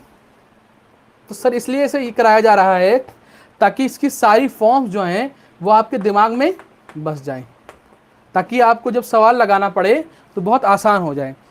ये CH3 हो गया, ये H हो गया, जैसा था वैसे ही रखा। अब जब इसको रोटेट कराया तो ये CH3 दौड़ के यहां पहुंच जाएगा, देखो ये यहां पहुंचा दिया, और ये H यहां पे आ जाएगा, बिल्कुल आ जाएगा, और देखो। ठीक, अब इसको अगर एक और बार 60 डिग्री रोटेट करा देंगे तो CH3 यहां पहुंच जाएगा, जो ये स्ट्रक्चर हो ये बिल्कुल सेम आ जाएगा। ठीक है, तो इसके टोटल मिला के कितने हमारे पास कन्फर्मर बने, पहला इसको नंबर दे रहे हैं, ये 1 पे है, ये हमारे पास 2 है, ये हमारे पास 3rd कन्फर्मर है, ये हमारे पास 4th है, ये हमारे पास 5th है, और ये हमारे पास 6th कन्फर्मर है। 6 कन्फर्मर इसमें हमारे पास तैयार हो गए। क्लियर नहीं क्लियर? अच्छा अब एक बात बताओ, सोचो, देखो हर अल्टरनेट के बाद देखो ये अगर हमारे पास इक्लिप्स है तो ये स्टेगर्ड है, फिर ये इक्लिप्स है, फिर ये स्टेगर्ड है, फिर ये इक्लिप्स है, फिर ये स्टेगर्ड है। ठीक है, अल्टरनेट पर staggered eclipse, staggered eclipse, staggered eclipse आ रहे हैं। क्लियर नहीं क्लियर? क्या होते हैं स्टेगर्ड इक्लिप्स, तो ये पहले हम लोग डिस्कस कर चुके हैं कि स्टेगर्ड और इक्लिप्स क्या होते हैं, ये तो बात हम लोग पहले ही डिस्कस कर चुके हैं। अब सर यहाँ पे देखिए अल्टरनेट पे staggered eclipse, staggered eclipse, staggered Eclipse आते चले जा रहे हैं। ठीक, क्या सारे स्टेगर्ड और सारे इक्लिप्स एक से हैं? अगर इस वाले इक्लिप्स को और इस वाले इक्लिप्स को तुम कंपेयर करोगे, दोनों ही इक्लिप्स अलग अलग हैं। ठीक है, देखो ये हमारे पास ये इक्लिप्स है, एक ये इक्लिप्स है। इस वाले इक्लिप्स में CH3 के पीछे CH3, H के पीछे H, H के पीछे एक। इस वाले इक्लिप्स में देखो CH3 के पीछे H, इस वाले H के पीछे H और इस वाले CH3 के पीछे, इस वाले H के पीछे CH3। तो मतलब ये एक्लिप्स और ये एक्लिप्स सेम तो नहीं हुए। इसी तरीके से हम लोग स्टैगर्ड देख लेते हैं। जरा इस वाले स्टैगर्ड को चेक करो, ये वाले स्टैगर्ड में CH3 के बगल में CH3 है, और जब यहां पर आ जाएंगे तो यहां पर CH3 के अपोजिट CH3 आ जाएगा। ठीक, जो ये पूरे सारे स्ट्रक्चर बने हैं, इसमें जितने जितने एक्लिप्स हैं और जितने जितने स्टैगर्ड हैं, जरा समझो। अगर हम सारे उसकी बात करें, 1 की बात करें, 3 की बात करें और 6 की बात करें, सॉरी 1, 3 और 5 की बात करें, अल्टरनेट की बात करें, 1, 3, 5 की बात करें, तो इसमें ये वाले क्या है, एक्लिप्स्ड हैं। इन सब में जो हमारे पास फर्स्ट वाला है, ये हमारे पास फुल्ली एक्लिप्स्ड है। ये हमारे पास कैसा है, फुल्ली एक्लिप्स्ड है। और हमारे पास जो 3 और 5 वाले हैं वो पार्शियली एक्लिप्स्ड हैं। क्यों? क्योंकि यहां पर देखो जो एटम है उसके जस्ट पीछे वही है, CH3 के जस्ट पीछे CH3 है, H के जस्ट पीछे H है और इस वाले H के जस्ट पीछे H है, जबकि यहां पर ऐसा नहीं है 3 और 5 में। तो 1, 3 और 5 की बात करें तो ये हमारे पास क्या, इनको हम लोग क्या बोलते हैं, इक्लिप्स फॉर्म है। और इसमें भी जो फर्स्ट वाला है वो फुल्ली इक्लिप्स्ड है। क्या बेटा, फुल्ली इक्लिप्स्ड है। ऐसे ही आ जाते हैं स्टैगर्ड में। देखो सारे के सारे स्टैगर्ड हैं। देखो 4 सेकेंड 2 4 6 2 4 6, देखो 1 3 5 कहीं लिख लेते हैं। देखो 1, 3, 5 और 2, 4, 6, ये वाले हमारे कैसे इक्लिप्स हैं और ये वाले हमारे पास स्टैगर्ड हैं। 1, 3, 5 में जो फर्स्ट वाला है वो फुल्ली इक्लिप्स्ड है। और इसमें जो फोर्थ वाला है उसकी बात करेंगे, फोर्थ वाला बेटा एंटी होता है। देखो जस्ट अपोजिट, CH3 के अपोजिट CH3 आ रहा है। क्लियर नहीं क्लियर? H के अपोजिट H जा रहा है, H के अपोजिट H जा रहा है, तो ये पूरा मॉलिक्यूल क्या हो गया, एंटी हो गया। जबकि यहां पर और जो स्टैगर्ड है उसमें एंटी तो नहीं दिख रहा। देखो CH3 ये उसके बगल में CH3 है। क्लियर नहीं क्लियर? यहां पर भी देखो CH3 ये उसके बगल में CH3 है। फोर्थ वाले में क्या है बेटा, एंटी आ रहा है, बिल्कुल अपोजिट आ रहा है। तो यहां पर हम इसको कैटेगराइज कर सकते हैं। देखो एक फोर्थ हमारे पास, देखो हमारे पास जो एक्लिप्स हो गए, एक्लिप्स दो तरीके के हो गए, एक फुल्ली एक्लिप्स्ड, एक पार्शियल एक्लिप्स्ड। ठीक है, ऐसे ही जो स्टैगर्ड हो गए वो भी दो तरीके के हो गए। एक तो उसमें होगा एंटी और एक को हम लोग बोलेंगे गाउची। जो बचे वाले उन्हें बोलेंगे गाउची। तो दो बचे वाले हैं वो गाउची हो गए और एक उसमें हो गया एंटी। क्लियर नहीं क्लियर? ऐसे ही जो एक्लिप्स्ड है उसमें एक तो फुल्ली एक्लिप्स्ड हो गया, जो बचे वाले हैं वो पार्शियली एक्लिप्स्ड है। क्लियर नहीं क्लियर? बात समझ में आ रही कि नहीं आ रही? अच्छा एक बात हम तुमसे पूछें, जरा एक बात बताना कि इन 6 स्ट्रक्चर में सबसे ज्यादा स्टेबल कौन होगा? जिसमें सबसे कम रिपल्शन आएगा वो सबसे ज्यादा स्टेबल होगा। सबसे ज्यादा स्टेबल सर कौन होगा? जिसमें सबसे कम रिपल्शन आए। और सबसे कम रिपल्शन किसमें आ रहा है? एंटी वाले में। सबसे कम रिपल्शन किसमें आ रहा है? एंटी वाले में। देखो एंटी वाले में बिल्कुल अपोजिट हो गया। सबसे कम रिपल्शन किसमें आएगा बेटा? एंटी वाले में आता है। सबसे ज्यादा रिपल्शन किसमें होगा? एक्लिप्स में। और एक्लिप्स में भी किसमें सबसे ज्यादा होगा? फुल्ली एक्लिप्स में। जो फुल्ली एक्लिप्स्ड होगा उसमें सबसे ज्यादा रिपल्शन होगा। तो इसकी वजह से सबसे ज्यादा अनस्टेबल जो होगा वो कौन सा होगा? फुल्ली एक्लिप्स्ड जो होगा सबसे ज्यादा स्टेबल होगा, अनस्टेबल होगा। क्लियर नहीं क्लियर? हमारे पास एंटी जो होगा वो सबसे ज्यादा स्टेबल होगा और जो हमारे पास फुल्ली एक्लिप्स्ड होगा वो सबसे ज्यादा अनस्टेबल हो जाएगा। क्लियर नहीं क्लियर? चलिए इसे फटाफट बना लीजिए, जल्दी बनाइए।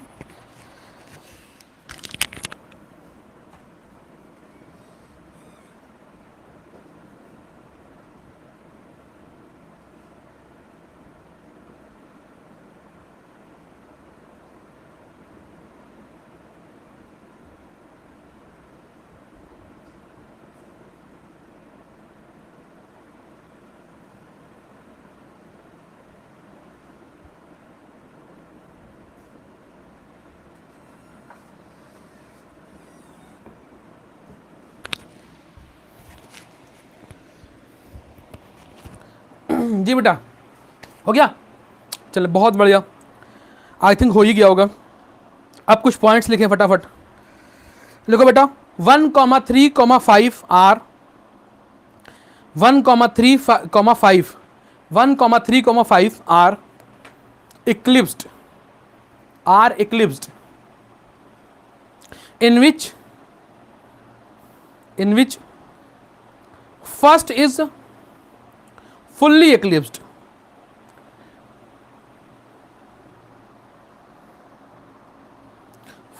first is fully eclipsed but 3, 5 are partially eclipsed.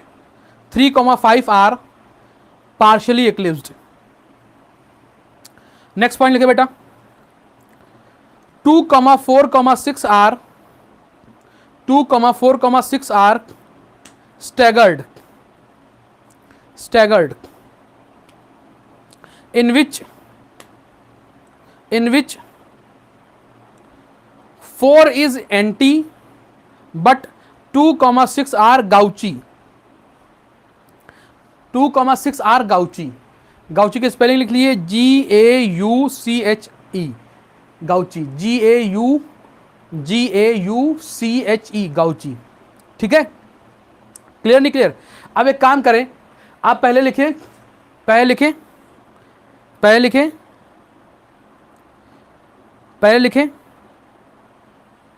Fully eclipsed,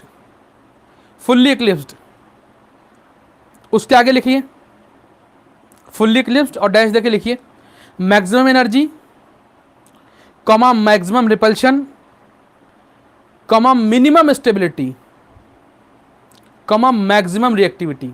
जाहिर सी बात है जो जिसकी एनर्जी सबसे ज़्यादा होगी वो सबसे ज़्यादा अनस्टेबल होगा और जिसकी एनर्जी सबसे कम होगी वो सबसे ज़्यादा स्टेबल होगा। अगर इसकी बात की जाए तो ये सबसे कम स्टेबल है, तो इसकी एनर्जी क्या होगी बेटा? मैक्सिमम हो जाएगी। ठीक है, और जिसकी एनर्जी मैक्सिमम होती है उसकी रिएक्टिविटी भी मैक्सिमम होती है। क्लियर नहीं क्लियर? उसी के नीचे लिखिए गाउच, उसके नीचे लिखिए एंटी, उसके नीचे लिखिए एंटी, उसके नीचे लिखिए एंटी ANTI लिखो minimum energy comma minimum repulsion comma minimum reactivity comma maximum stability comma maximum stability. Clear? चलें, अब स्टेबिलिटी ऑर्डर लिखा है। सबसे ज़्यादा स्टेबल कौन होगा इन सब में? सबसे ज़्यादा स्टेबल कौन होगा बेटा? सबसे ज़्यादा स्टेबल कहाँ पे लिख दे, कहाँ पे लिख दे, कहाँ, इसको मिटा देते। अच्छा, इन सब में सबसे ज़्यादा स्टेबल जो होगा ऊपर लिख देते। सबसे ज़्यादा स्टेबल जो होगा वो एंटी वाला होगा। कौन सा होगा बेटा? एंटी। अब एंटी के बाद जो होते हैं, जो बचे वाले दो हो जाते हैं, उनको हम लोग बोलते हैं गाउची। ठीक है, अब गाउची से कम स्टेबल कौन होगा? अब ये बचे तीन, एक्लिप्स्ड और फुल्ली एक्लिप्स्ड और पार्शियली एक्लिप्स्ड, तो उससे कम होंगे पार्शियली एक्लिप्स्ड।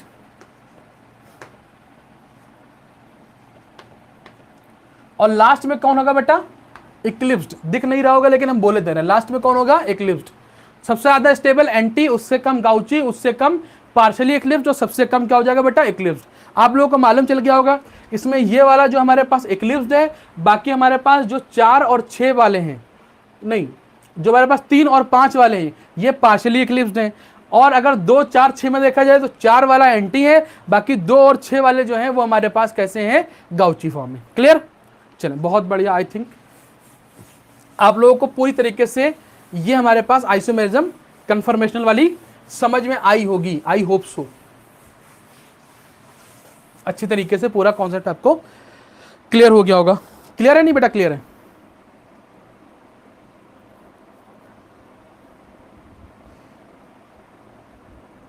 बहुत बढ़िया। चलें नेक्स्ट देखिए बेटा, इसमें कुछ और हम लोग बात करते हैं। अच्छा, एक बात पूछे आपसे कि इसमें सबसे ज्यादा स्टेबल फॉर्म कौन सी है? एंटी।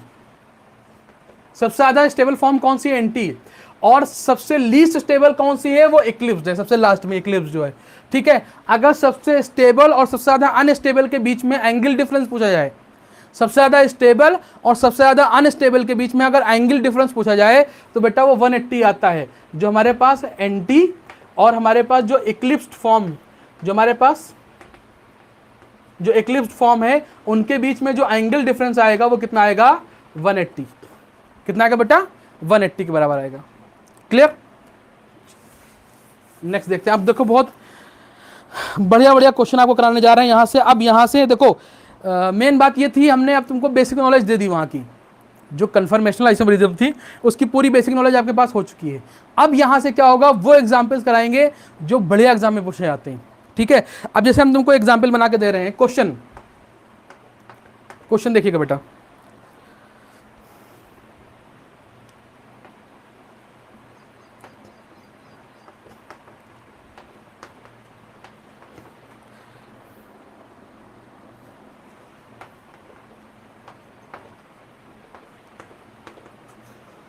ठीक है।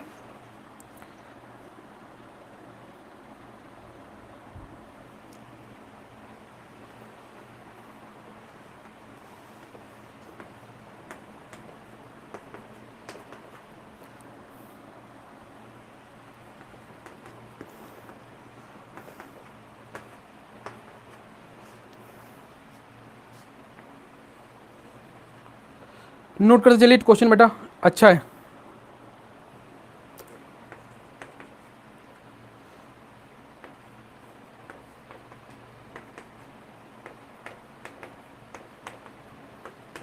ठीक है, अब 3 फॉर्म तुम्हें दिख रही हैं, 3 फॉर्म दिख रही हैं। देखो, एक हमारे पास जिसको हम बोलते हैं इक्लिप्स्ड, ये हमारे पास देखो बिल्कुल एंटी है, एंटी है। ये हमारे पास इक्लिप्स्ड है। अब इसको क्या बोलेंगे बेटा? है तो ये स्टैगर्ड, स्टैगर्ड में एंटी तो है नहीं, जो बचा वाला होता है उसे क्या बोलते हैं? गाउची। स्टैगर्ड में 2 ही फॉर्म होती है, एक एंटी एक गाउची। तो एंटी तो ये हो गया, ये हमारे पास गाउची हो गया। ठीक, अब हम तुमसे कुछ पूछें कि बताओ इन तीनों फॉर्म में सबसे ज्यादा स्टेबल कौन है, तो ऊपर नजर दौड़ाओगे, कहोगे सर सबसे ज्यादा स्टेबल तो एंटी होता है। तुमने कहा कि फर्स्ट वाला ऑप्शन जो है, इसको 1 कहा, इसको 2 कहा, इसको 3 कहा। तुमने कहा फर्स्ट वाला ऑप्शन जो है वो हमारे पास क्या हो गया? स्टेबल हो गया। ठीक, लेकिन बाद में पता चला ये जो क्वेश्चन था या इसका आंसर गलत तुमने बताया। इसकी वजह क्या हुई? इसकी वजह ये हुई कि यहां पर देखो OH है और यहां पर OH है, इनके बीच में हाइड्रोजन बॉन्डिंग डेवलप हो जाएगी, एक नया बॉन्ड बन जाएगा। जब कभी कोई बॉन्ड बनता है एनर्जी रिलीज होती है, मॉलिक्यूल स्टेबल होता है।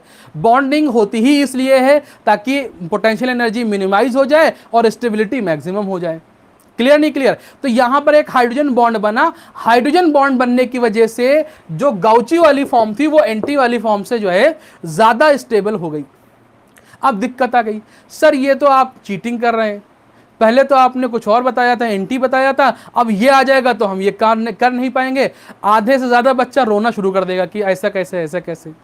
तो वेट, यहां पर साकिब सर जो है तो कोई दिक्कत नहीं है, जहां पर साकिब सर होंगे वहां दिक्कत नहीं है। इससे पहले नोट करें, फिर आपको हम कुछ बता रहे हैं। देखो पहले से नोट कर लो, 1 2 3 नोट हो गया।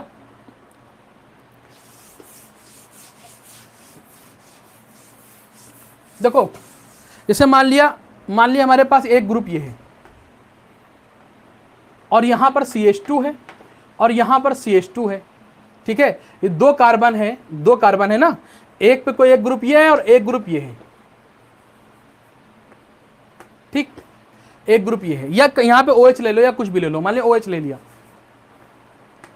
ठीक है, अब यहां पर अगर OH है, एक OH है एक वाले कार्बन पे, और दूसरे वाले ग्रुप पे कहीं पर भी ये आ जाए, जो ग्रुप हम तुम्हें लिख के दे रहे हैं, इस पे अगर कहीं पे OH तुम्हें दिख जाए, ठीक है, या कहीं पे तुमको फ्लोरीन दिख जाए, या कहीं पे तुम्हें NH2 दिख जाए, ठीक है, जो अमीन होता है, ठीक है, या तुमको इस पे कहीं पे CHO दिख जाए, या तुम्हें कहीं पे एसिड दिख जाए, COH, कहीं पर एसिड दिख जाए, इन सब में हाइड्रोजन बॉन्डिंग होगी और इन सब में गाउची वाली फॉर्म जो होगी वो एंटी वाले से ज्यादा स्टेबल होगी। ध्यान देना, अगर कहीं ये ग्रुप आ जाए, कौन कौन से आ जाए? OH आ जाए इसकी जगह पे, या यहाँ पे एक OH तो पहले से मौजूद है, दूसरा OH आ जाए, उसकी जगह पे F आ जाए, उसकी जगह पे NH2 आ जाए, उस CHO आ जाए, या COH आ जाए। बात समझ में आ रही है? एक एल्कोहल यहां मौजूद है और दूसरी जगह पे ये सारे कोई ग्रुप आ जाए। अगर ऐसी फॉर्म कहीं पर बन रही है तो इसमें जो होगा क्या होगा, अगर 2 कार्बन है, देखो ये एक कार्बन ही है, एक कार्बन ही है, एक पे OH पहले से मौजूद है और दूसरे पे ये वाला कोई ग्रुप आ जाए, तो उसमें जो फॉर्म बनेगी वो गाउची वाली ज्यादा स्टेबल होगी एंटी वाली से। क्यों? क्योंकि गाउची वाले में क्या होगा, एक हाइड्रोजन बॉन्डिंग प्रेजेंट हो जाएगी। क्लियर? बात समझ में आ रही कि नहीं आ रही? गाउची फॉर्म में जो होगा वो हाइड्रोजन बॉन्डिंग डेवलप हो जाएगी, जिसकी वजह से गाउची वाली ज्यादा स्टेबल हो जाएगी। बात अच्छी तरीके से समझ में आ रही है? क्या एक तरफ OH लगा हो और दूसरे वाले कार्बन पे या तो इनमें से कोई भी एक ग्रुप लगा हो। क्लियर है नहीं क्लियर है? चलिए फटाफट नोट करिए बेटा, इसको आगे बढ़ जाते हैं हम लोग। ठीक है, इसे मिटा रहे हैं, 1 2 3 गो। जो अभी हमारे पास जो अभी हमने जो पढ़ा था पहले, उसमें जो गाउची वाली थी वो सबसे ज़्यादा स्टेबल थी, उसके बाद एंटी वाली होगी फर्स्ट वाली, ऐसे लिख देते हैं, 2 वाली थी, उससे बाद 1 वाली, और सबसे कम स्टेबल कौन सी होगी, 3 वाली, क्योंकि वो तो हमारे पास थी ही एक्लिप्स्ड। बात समझ में आ रही कि नहीं, और वो भी फुल्ली एक्लिप्स थी। क्लियर, कोई डाउट? चलें एक और एग्जाम्पल लेके, बहुत खूबसूरत एग्जाम्पल है, सब पूछे हुए बेटा क्वेश्चन है।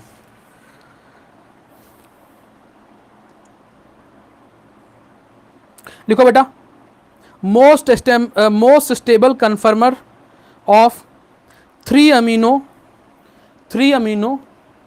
Propanoic acid, 3 amino propanoic acid, 3 amino propanoic acid. उसने तुमको ये बना के दिया,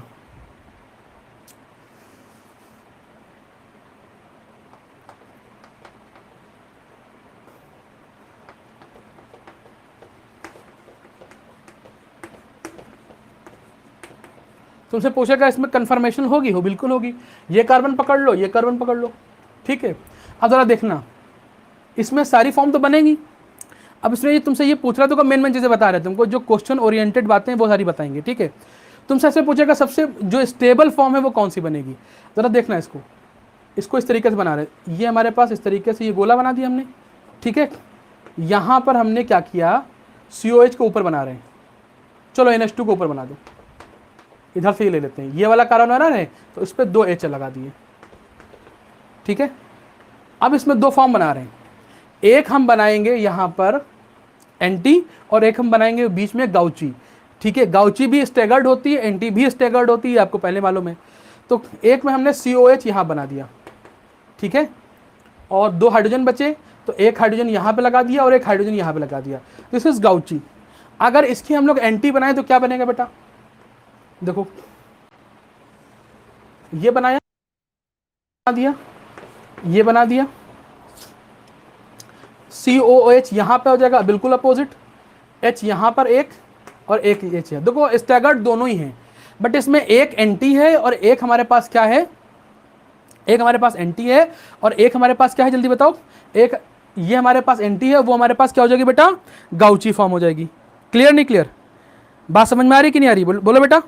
लेकिन इसमें होता क्या है, इसमें होता यह है कि यहां से इसका H जो होगा, इसके H को ये एक्सेप्ट कर लेगा, इसके H को ये एक्सेप्ट कर लेगा, किसके, गाउची वाले के, गाउची वाले के H को ये एक्सेप्ट कर लेगा। तो यहां पर जो ये स्ट्रक्चर बनाएगा, तो एक H ये एक्सेप्ट करके CH3 प्लस हो जाएगा और ये CO माइनस हो जाएगा, ये CH3 प्लस हो जाएगा और ये क्या हो जाएगा बेटा, CO माइनस हो जाएगा। क्लियर नहीं क्लियर, बात समझ में आई कि नहीं आई, ज्विटर आयन बन जाता है, क्या बन जाता है इसमें, ज्विटर आयन। बड़ा इंपॉर्टेंट इसमें क्वेश्चन है ये, के बीच में जो ये फोर्स बनने लगता है वो इलेक्ट्रोस्टैटिक फोर्स हो जाता है भाई, एक प्लस हो जाएगा। अच्छा समझो, यहां से क्या हुआ, अब तो समझ तो गए हो, यहां से हमने क्या किया, इसको H ने इसने एक्सेप्ट कर लिया तो CH3 प्लस हो गया, और यहाँ पे क्या, ये माइनस हो गया। अब इनके बीच में जो फोर्स लगेगा ना, वो इलेक्ट्रोस्टैटिक फोर्स ऑफ अट्रैक्शन आ जाएगा, प्लस और माइनस के बीच में, ठीक है, जिसकी वजह से इलेक्ट्रोस्टैटिक फोर्स ऑफ अट्रैक्शन जो होता है वो बेटा बहुत ज़्यादा स्टेबल होता है, और उसकी स्टेबिलिटी की वजह से क्या होता है, इसमें ज़्यादा स्टेबिलिटी आ जाएगी। अब हाइड्रोजन बॉन्डिंग की तो स्टेबिलिटी बहुत कम होती है भाई, अगर हाइड्रोजन बॉन्डिंग तुम लोग चेक करोगे तो उसकी स्टेबिलिटी तकरीबन 80 किलो जूल, उसकी जो एनर्जी होती है वो 80 किलो जूल से भी कम होती है, 60 किलो जूल से भी बहुत कम होती है, ठीक है, बहुत 20 से 60 के बीच में होती है, और 20 से नीचे वाले 10 के आसपास जो होते हैं वो सारे जो होते हैं वो वॉन्डर वाल फोर्स कहलाते हैं, उनकी एनर्जी और कम होती है, ठीक है। तो हाइड्रोजन बॉन्ड वीक होता है, किससे, इलेक्ट्रोस्टैटिक से, तो ये अब और स्ट्रांग हो जाएगा गाउची वाला। क्लियर, कोई डाउट, कैसे हुआ, इसके H को CH3 ने एक्सेप्ट कर लिया, क्लियर नहीं क्लियर, क्योंकि वो प्रोटॉन एक्सेप्टर होता है, CH2 क्या होता है बेटा, प्रोटॉन एक्सेप्टर होता है। ये सारी बातें आगे हम लोग कहीं भी डिस्कस करेंगे, एसिड बेस में बात करेंगे इसकी, अभी जब ऑर्गेनिक में और पढ़ेंगे तो एसिड बेस में पढ़ेंगे, लेकिन ये क्वेश्चन जो है इंपॉर्टेंट था, मैंने करा दिया, ठीक, बात समझ में आ रही है, चलो बहुत बढ़िया। अब ऐसे क्वेश्चन जो होते हैं कम आते हैं ना, मतलब ऐसा नहीं है कि सर इस कुछ और आ गया तो हम क्या कर पाएंगे। देखो टू बी वेरी ऑनेस्ट, हम तुमको बहुत बार बता चुके हैं कि सब कुछ आपको नहीं आ सकता, हम कल वाले लेक्चर में बोल रहे थे, आज वाले लेक्चर में बोल रहे हैं, सिलेक्शन लेना है तो आपको सिलेक्टेड पढ़ना पड़ेगा। आपको ये क्वेश्चन आ गया बस आप मुतमईन हो जाए कि यही एग्जाम में आएगा। और अब जिस दिन आपने ये सोचना शुरू कर दिया कि नहीं ये भी आ जाएगा, वो भी आ जाएगा, वो आ जाएगा तो क्या होगा, ऐसा आएगा तो क्या आएगा, वैसा हो आएगा एग्जाम में तो क्या होगा, तो उसका कुछ नहीं होता। आप सोच के देखिए, क्या केमिस्ट्री में पूरे के पूरे जिसने 45 में से 45 सही करता है, क्या सिर्फ उनका सिलेक्शन होता है? नहीं। एक दो क्वेश्चन अगर आप गलत भी कर रहे हैं तब भी कोई मैटर नहीं करता। हालांकि मेरे पढ़ाए हुए लगातार 2-3 साल से बच्चे ऐसे हैं जो पूरे के पूरे 45 में से 45 क्वेश्चन सही करके 180 में से 180 मार्क्स लेके आए हैं। क्लियर? लेकिन फिर भी हम सजेशन दे रहे हैं, आप लोग घबराइए ना, क्योंकि हम पे यकीन रखिए, हम बिल्कुल वही चीज़ पढ़ाते हैं जो एग्जाम में आने लायक है। बहुत सारे ऐसे टॉपिक है जो एग्जाम में आने लायक नहीं, उससे हम कट कर रहे हैं। बात समझ में आ रही कि नहीं आ रही है? क्लियर?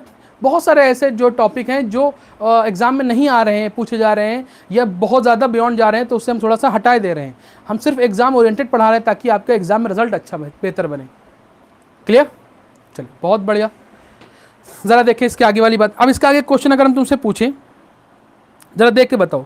हम कहें मोस्ट, क्वेश्चन लिखो बेटा, most stable कन्फर्मर of butane 3 diol. Butane 3 diol. अब पहले क्या करोगे, ब्यूटेन 3 डाइऑल बनाओगे। 1 2 3 4, दिस इज ब्यूटेन। एक OH यहाँ पर, एक OH यहाँ पर, 2,3 डाइऑल होगा। ठीक है, ब्यूटेन 2,3 डाइऑल बन गया। ठीक, अब देखो इस वाले कार्बन को पकड़ो, इस वाले कार्बन को पकड़ो, इसको घुमाना है हमको, कन्फर्मर यही तो बनाना है। एक काम करो, पूरा ना बना करके एक H ऊपर बना दिया करो और इसके भी एक H ऊपर बना दिया करो, ताकि बात समझ में आना शुरू हो जाए। ठीक है, अब तुम्हें मालूम है सबसे ज्यादा स्टेबल होता है एंटी, और एंटी के बाद क्या होता है, गाउची। ठीक है, लेकिन अभी थोड़ी देर पहले हमने बताया था कि हमारे पास एक कार्बन होगा, उसके ऊपर OH लगा हो और दूसरे वाले कार्बन पर भी OH आ जाए। पीछे वाला ग्रुप देखो, अभी जस्ट पीछे एक एग्जाम्पल छोड़ के जो पहला वाला एग्जाम्पल कराया है, हमने G लगाया था, हमने इस तरीके से लिख के दिया था। हमने कहा था G CH2OH, कुछ इस तरीके से बताया था। देखो दो कार्बन है ना एडजेसेंट वाले, उस पे एक पे OH है और दूसरे में हमने कहा था G में OH सबसे ऊपर लिखा था। क्लियर नहीं क्लियर? कहीं पर भी हो,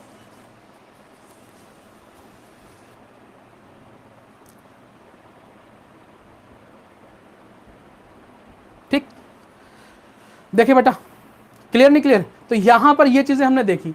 तो यहां पर अगर हमारे पास G पर OH आ जा रहा है और पहले वाले पर भी OH था, तो उनमें कौन सी फॉर्म ज्यादा स्टेबल होती थी? गाउची ज्यादा स्टेबल होती थी। किससे? एंटी से। तो इसमें सबसे ज्यादा स्टेबल कौन सी होगी?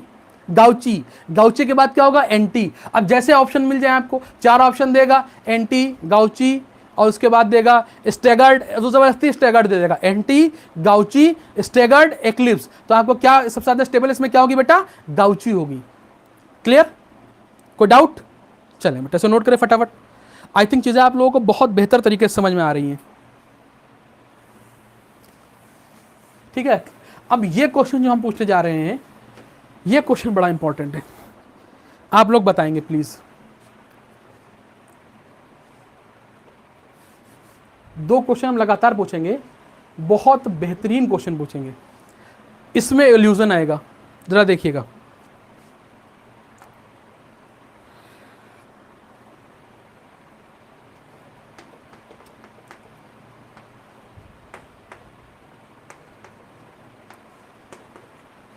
ठीक, एक ही हो गया।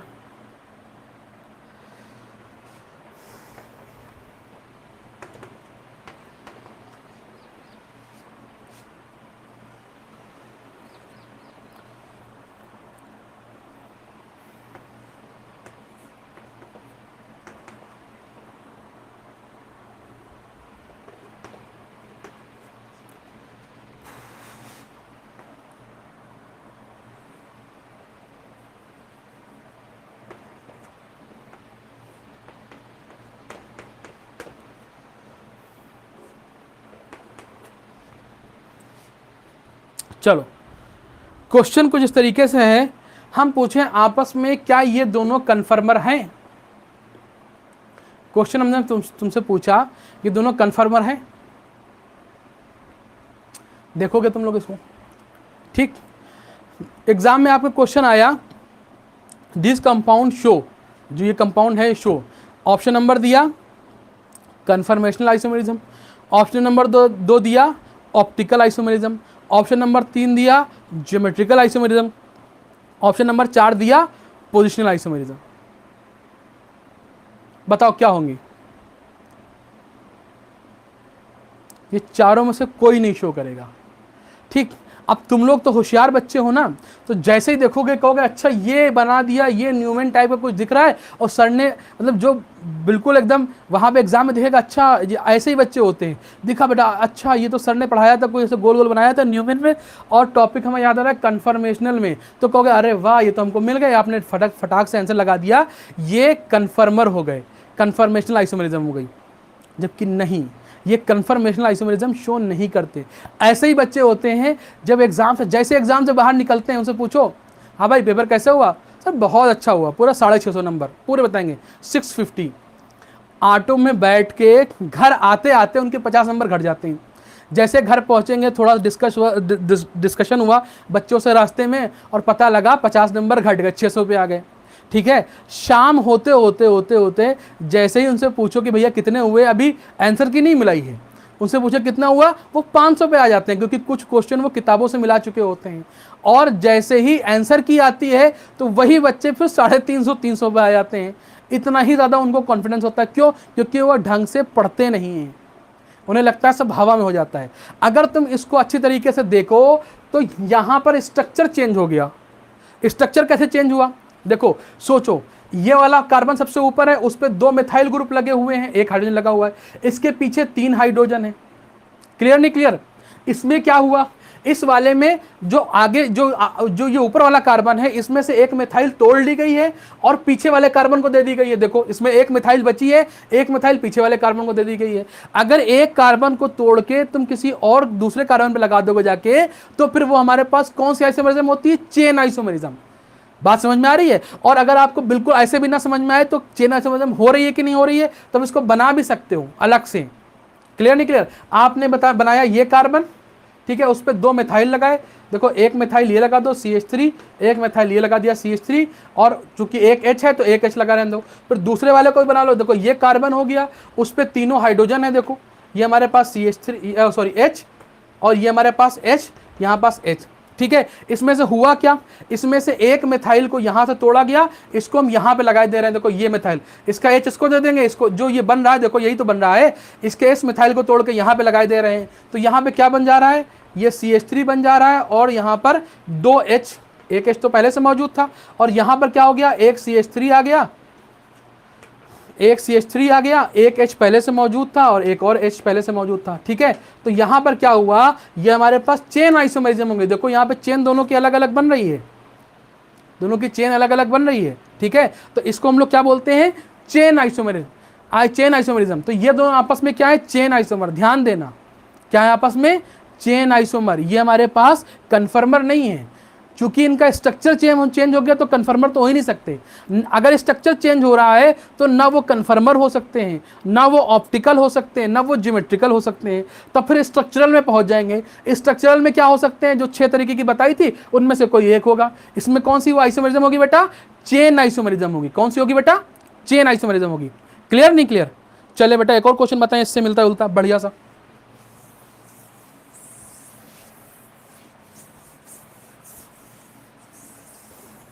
चलें,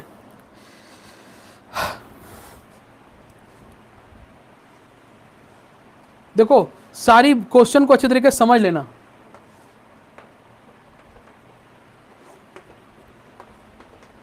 ठीक,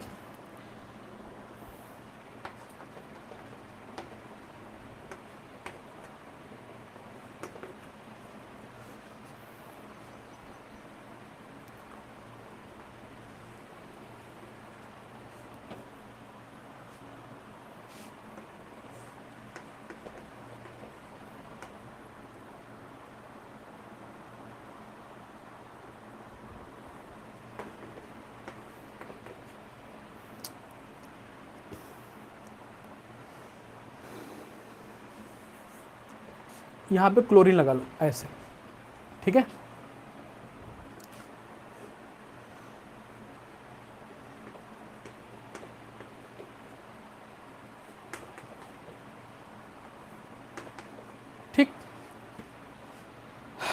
देखो बेटा, अब अगर हम तुमसे पूछे ये आपस में कौन सा आइसोमर है, तुम फटाक से देखोगे, कहोगे देखो उसमें रोटेशन नहीं चेंज हो रहा। भाई रोटेशन चेंज हो सिर्फ तो बात अलग है, रोटेशन नहीं चेंज हो रहा। रोटेशन के साथ साथ हो ये रहा है, देखो ये वाला क्लोरीन कहां पे लगा हुआ था, इसके बैक वाले कार्बन पर। अब ये इस वाले में क्लोरीन कहां पे लगा है, जो ये मिथाइल ग्रुप था उसमें लग गया है। रोटेशन तो हुआ लेकिन क्लोरीन को हमने शिफ्ट कर दिया। अब जैसे ही क्लोरीन चेंज होगा स्ट्रक्चर चेंज हो जाएगा, और अगर स्ट्रक्चर चेंज होगा तो ये कन्फर्मर तो नहीं रहने वाला। कन्फर्मर तभी रह सकता है जब सिर्फ और सिर्फ इसमें क्या हो, सिर्फ और सिर्फ रोटेशन हो रहा हो। क्लियर है नहीं क्लियर है, बोलो बेटा। तो ये आपस में दोनों कन्फर्मर तो नहीं होंगे। हुआ क्या इसमें, इसमें क्लोरीन जो था वो इसके पीछे वाले कार्बन पे लगा था, वहां से हटा के हमने मिथाइल पे लगा दिया। अब मिथाइल CH3 होता है कि नहीं होता है, उसमें से देखो CH2Cl बन गए यहां पर। तो यहां पर क्या हुआ, क्लोरीन की पोजीशन को चेंज कर दिया गया। इसलिए ये आपस में कौन सा आइसोमर कहलाए, पोजिशनल आइसोमर। इससे पहले वाले चेन थे, ये पोजिशनल आइसोमर हो गए। तो देखो ऐसे क्वेश्चन में इल्यूजन मत खा जाना। पता लगे तुम देखो इसको कि अरे वाह बढ़िया बढ़िया गोला बना है, न्यूमैन जैसा दिख रहा है, ऑब्वियस सी बात कन्फर्मर होंगे, ऐसा नहीं है। बढ़िया बढ़िया गोला जरूर बना है लेकिन ये आपस में कन्फर्मर नहीं है। ये क्या है हमारे पास, ये हमारे पास पोजिशनल आइसोमेरिज्म शो करेंगे। ये आपस में पोजिशनल आइसोमर है। क्लियर, कोई डाउट? बहुत बढ़िया, चलिए इसे नोट करें बेटा।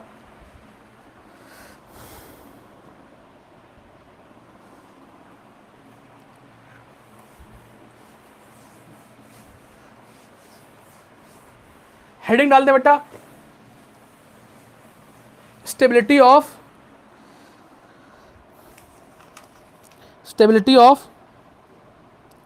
Cyclic group. Stability of cyclic group, cyclic group की स्टेबिलिटी। ठीक है, देखो जितने रिंग में हेक्सेन तक की बात करेंगे, सिर्फ हेक्सेन तक की बात करेंगे, जितने ज्यादा रिंग में कार्बन बढ़ते चले जाएंगे उतनी ज्यादा रिंग की स्टेबिलिटी बढ़ती चली जाती है।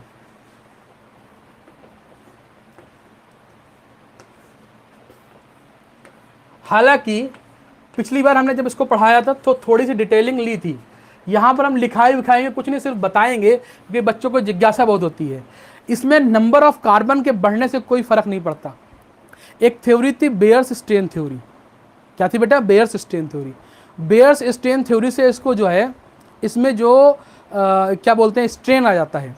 स्ट्रेन कैसा आता है, देखो होता क्या है, जब तुम इस कार्बन को चेक करोगे, इस कार्बन को, तो इसका हाइब्रिडाइजेशन जो आएगा वो sp3 आएगा। कितना आएगा बेटा, sp3 आएगा। देखो 4 इसमें सिग्मा बॉन्ड आ रहा है तो sp3 आएगा। अब sp3 के हिसाब से अगर तुम इसमें एंगल चेक करो तो कितना आएगा, इसमें एंगल चेक करोगे तो कितना आएगा, इसमें जो एंगल चेक करोगे वो तकरीबन 109 डिग्री 28 मिनट आएगा sp3 के हिसाब से। लेकिन एक्चुअल एंगल तुम्हें कितना दिख रहा है, ये तुमको 60 के आसपास दिख रहा होगा, 60 के आसपास दिख रहा होगा। ठीक, तो मतलब 109 डिग्री होना चाहिए था, उसको मोड़ के हम 60 डिग्री तक लेके आए हैं।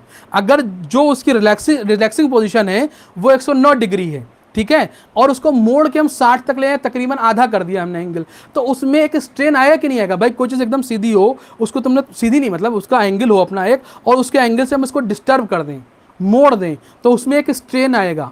ठीक है, कैसा स्ट्रेन आएगा, जैसे मान लिया अगर हम कोई स्केल वगैरह लेते हैं, मतलब स्केल 180 पे होती है, ठीक है, तो उसको ऐसा मोड़ देते हैं। ठीक है, अब मोड़ते जा रहे हैं, ज़्यादा मोड़ देंगे तो क्या होगा, ब्रेक हो जाएगा। ठीक है, बात समझ में आ रही कि नहीं रही, उसमें एक स्ट्रेन आ जाता है। स्ट्रेन की वजह से क्या होता है, वो अपने ओरिजिनल पोजीशन में जाना चाहती है, तो जो उसकी स्टेबल पोजीशन है वो उसकी सीधी है। जो स्केल की बात कर रहे हैं, जो लोहे की स्केल स्टील की आती है, उसकी ओरिजिनल पोजीशन वो एक सीधी 180 डिग्री पे होती है, वहीं पे वो स्टेबल होती है। लेकिन अगर हम जोर लगा के उसे थोड़ा सा मोड़ दें, बेंड कर दें, तो उसमें स्ट्रेन आ जाता है। ठीक है, बात समझ में आ रही है। तो अगर वो उसमें स्ट्रेन आ जाता है तो फिर वो स्टेबल तो नहीं रहती है, जब भी हम उसे छोड़ेंगे तो फिर वो उसी फॉर्म में आ जाएगी। क्लियर नहीं क्लियर? उसी तरीके से इसमें भी क्या होता है बेटा, स्ट्रेन आता है, काफ़ी स्ट्रेन आ रहा है। स्ट्रेन निकालने का अपना एक पैमाना होता है, एक तरीका होता है। स्ट्रेन निकालने का अपना एक तरीका होता है, उसके लिए एक फार्मूला होता है 360 माइनस थीटा अपॉन n। ठीक है, एक फार्मूला होता है स्ट्रेन निकालने का, वो हम नहीं पढ़ाएंगे, ठीक है, क्योंकि आपको ज़रूरत नहीं है। ठीक, तो इसमें स्ट्रेन सबसे ज़्यादा होता है, जिसकी वजह से सबसे सबसे ज़्यादा अनस्टेबल यही होता है, जिसमें ज़्यादा स्ट्रेन होगा उस सबसे ज़्यादा वो अनस्टेबल होगा। इसमें स्ट्रेन और कम हो गया क्योंकि इसमें एंगल घट के 90 डिग्री आ गया, देखो, ठीक है। इसमें और घट जाता है, इसमें सबसे कम स्ट्रेन होता है, ठीक। लेकिन जब स्ट्रेन निकाला जाता है, ध्यान देना, जब स्ट्रेन निकाला जाता है तो हेक्सागन में ज़्यादा स्ट्रेन आता है, पेंटागन में कम स्ट्रेन आता है। तो अगर हम स्ट्रेन थ्योरी से अगर हमको स्ट्रेन थ्योरी से इसको हम लोग डिस्क्राइब करते तो सबसे ज़्यादा, देखो ये 1 नंबर पे है, ये 2 है, ये 3 है और ये 4 है, ठीक है। सबसे ज़्यादा जो अनस्टेबल होता वो 1 नंबर वाला होता, फिर 2 वाला होता और फिर 4 वाला होता, फिर 3 वाला होता, अगर हम स्ट्रेन थ्योरी से इसे निकाल रहे होते। लेकिन ये यहाँ पर रॉन्ग होता है। एक्चुअल जो हमारे पास सॉरी उल्टा में लिख दिया, सबसे ज़्यादा स्टेबल जो हो जाता वो 3 नंबर वाला हो जाता, फिर 4 वाला, फिर 2 वाला, फिर 1 वाला, सबसे ज़्यादा स्टेबिलिटी की बात कर रहे हैं। क्लियर नहीं क्लियर? लेकिन ये हमारे पास ट्रेंड है, ये रॉन्ग है, ठीक है। सबसे ज़्यादा स्टेबल कौन होता है? वो हेक्सागन ही होता है, ठीक। तो यहाँ पर स्ट्रेन थ्योरी यहाँ पर बेकार क्यों हुई? बेकार इसलिए ही हुई कि जो इसके हम लोग यहाँ पर जो ये हम लोग स्ट्रक्चर देख रहे हैं, ये एक्चुअल में स्ट्रक्चर है ही नहीं। ये तो हमने इसको हेक्सागन बना दिया, इसे हम लोग अपने जो है कन्वीनियंट के लिए हमने ऐसे ऐसे खोल के हेक्सागन बना दिया। ये इस फॉर्म में होता ही नहीं है। जो तुम्हारा जो यहाँ पर हेक्सेन होता है, जो साइक्लोहेक्सेन होता है, ये इस फॉर्म में होता ही नहीं है। ये अलग अलग फॉर्म में होता है। ये 4 फॉर्म में पाया जाता है। ये चेयर फॉर्म में पाया जाता है, ये ट्विस्टेड फॉर्म में पाया जाता है, ये बोट फॉर्म में पाया जाता है, ये हाफ चेयर फॉर्म में जाया जाता है। ये हमारे पास जो पेंटागन है, ये एनवेलप फॉर्म में पाया जाता है। तो जो ये हम लोग यहाँ पे पेंटागन हेक्सागन बना रहे हैं, एक्चुअल शेप इसके नहीं होते, इनके शेप अलग होते हैं। क्लियर नहीं क्लियर? जिसकी वजह से स्ट्रेन थ्योरी यहाँ पे कुछ देर के लिए गलत हुई थी। लेकिन जब इसके शेप के हिसाब से देखेंगे ना, तो हमारे पास जो होगा इस बेयर स्ट्रेन थ्योरी भी बिल्कुल फिट बैठी है। उसके हिसाब से सबसे ज़्यादा स्टेबल कौन होगा? हेक्सागन हो जाएगा। क्लियर नहीं क्लियर? चलिए इसे नोट कर लिए बेटा, लिखो बेटा, इसमें पॉइंट लिख लो।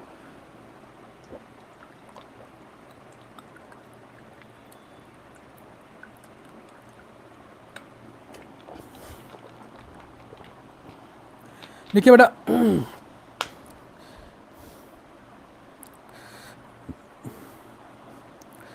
Bears strain theory Bayer's strain theory cannot explain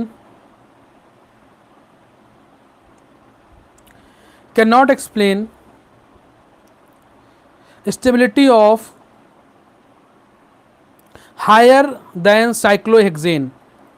Stability of higher than cyclohexane, मतलब साइक्लोहेक्सेन से ऊपर के जो साइक्लिक स्ट्रक्चर होंगे उनकी स्टेबिलिटी बिल्कुल नहीं बता पाई। क्लियर नहीं क्लियर? लिखो बेटा, नेक्स्ट पॉइंट लिखो, साइक्लोहेक्सेन एग्जिस्ट इन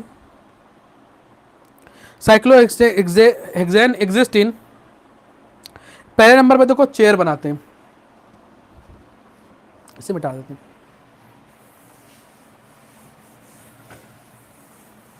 कुछ बातें लिखिए इसमें।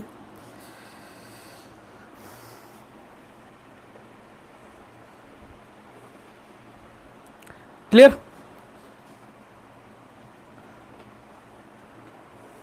देखो चेयर बन गई, नहीं बन गई? बिल्कुल बढ़िया सी ये चेयर फॉर्म हो गई, ठीक। इसमें यहां पर 2 हाइड्रोजन ऐसे लगाओ, फिर बताते हैं, और 2 हाइड्रोजन यहां पे लगाओगे। ये साइक्लोहेक्सेन है, जिसको हम लोग साइक्लोहेक्सेन को बड़े मजे से जो है हेक्सागन के फॉर्म बनाते हैं, वही है ये, ठीक है। 6 कार्बन देखो, गिन लो, ठीक। और दूसरा स्ट्रक्चर हमारे पास ये है, इसमें बोट,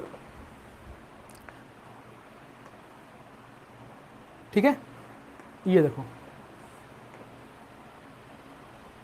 ये बोट हो गया, ठीक है। इसमें भी हम लोग क्या करेंगे, दोनों हाइड्रोजन यहां पे लगाएंगे, एक यहां पर, एक यहां पर। ये हमारे पास बोट फॉर्म हो गई, ये हमारे पास कौन सी हो गई बेटा? चेयर फॉर्म हो गई। क्लियर नहीं क्लियर? बनाइए इसे, ये चेयर फॉर्म हो गई, ये बोट फॉर्म हो गई, ठीक। इसमें खास बात ये होती है कि इस जो हमारे पास चेयर फॉर्म होते हैं, इसमें all carbon hydrogen in staggered form. इसमें जो कार्बन और हाइड्रोजन होंगे वो किस फॉर्म में होंगे? सारे वो स्टैगर्ड फॉर्म में होंगे। लेकिन जब इसमें आ जाते हैं, बोट शेप में आ जाते हैं, तो इसमें जो है कार्बन और हाइड्रोजन जो होते हैं वो एक्लिप्स फॉर्म में होते हैं। बात समझ में आई कि नहीं आई?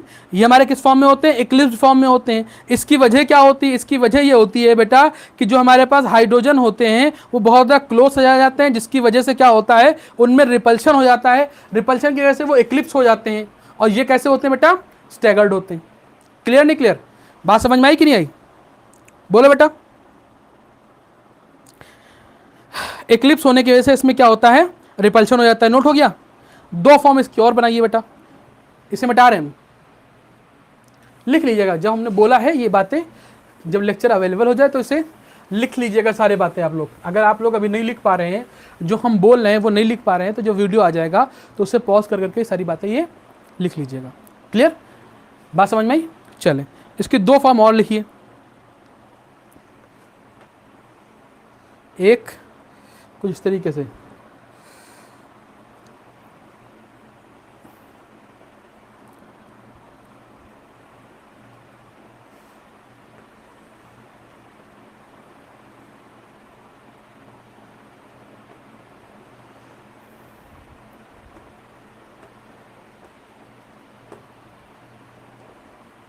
ठीक है?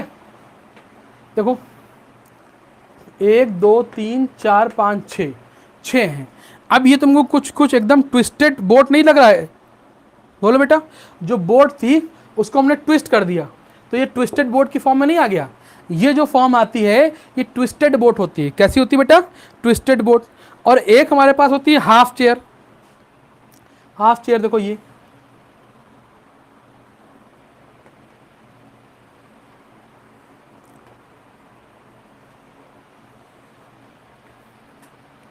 देखो, ये हमारे पास ट्विस्टेड बोट होती है। ये हमारे पास कैसी होती है बेटा? हाफ चेयर होती है। ध्यान देना, ट्विस्टेड बोट, हाफ चेयर।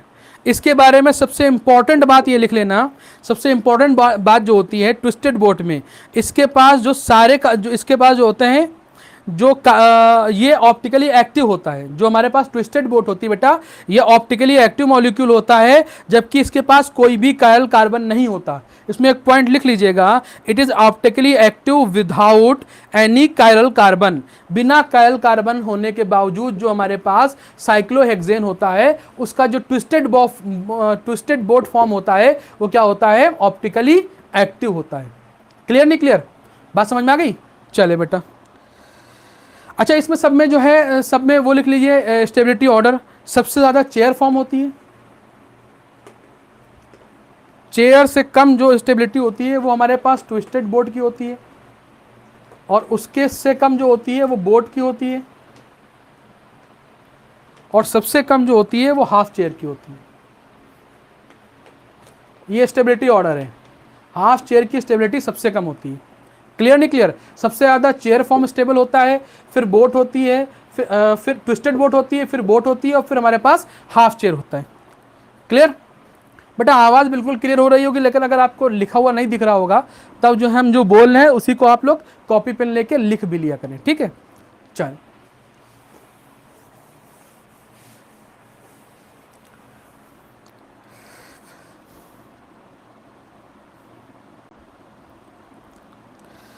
एक हेडिंग लगा लिए बेटा।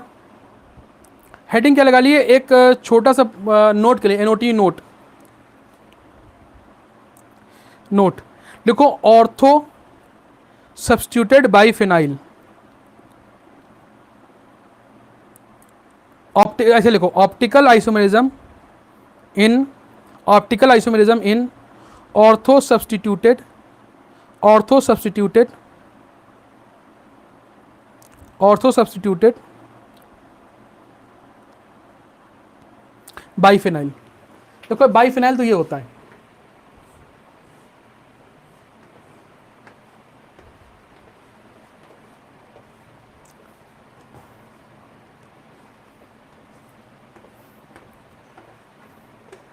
एक स्ट्रक्चर हो गया।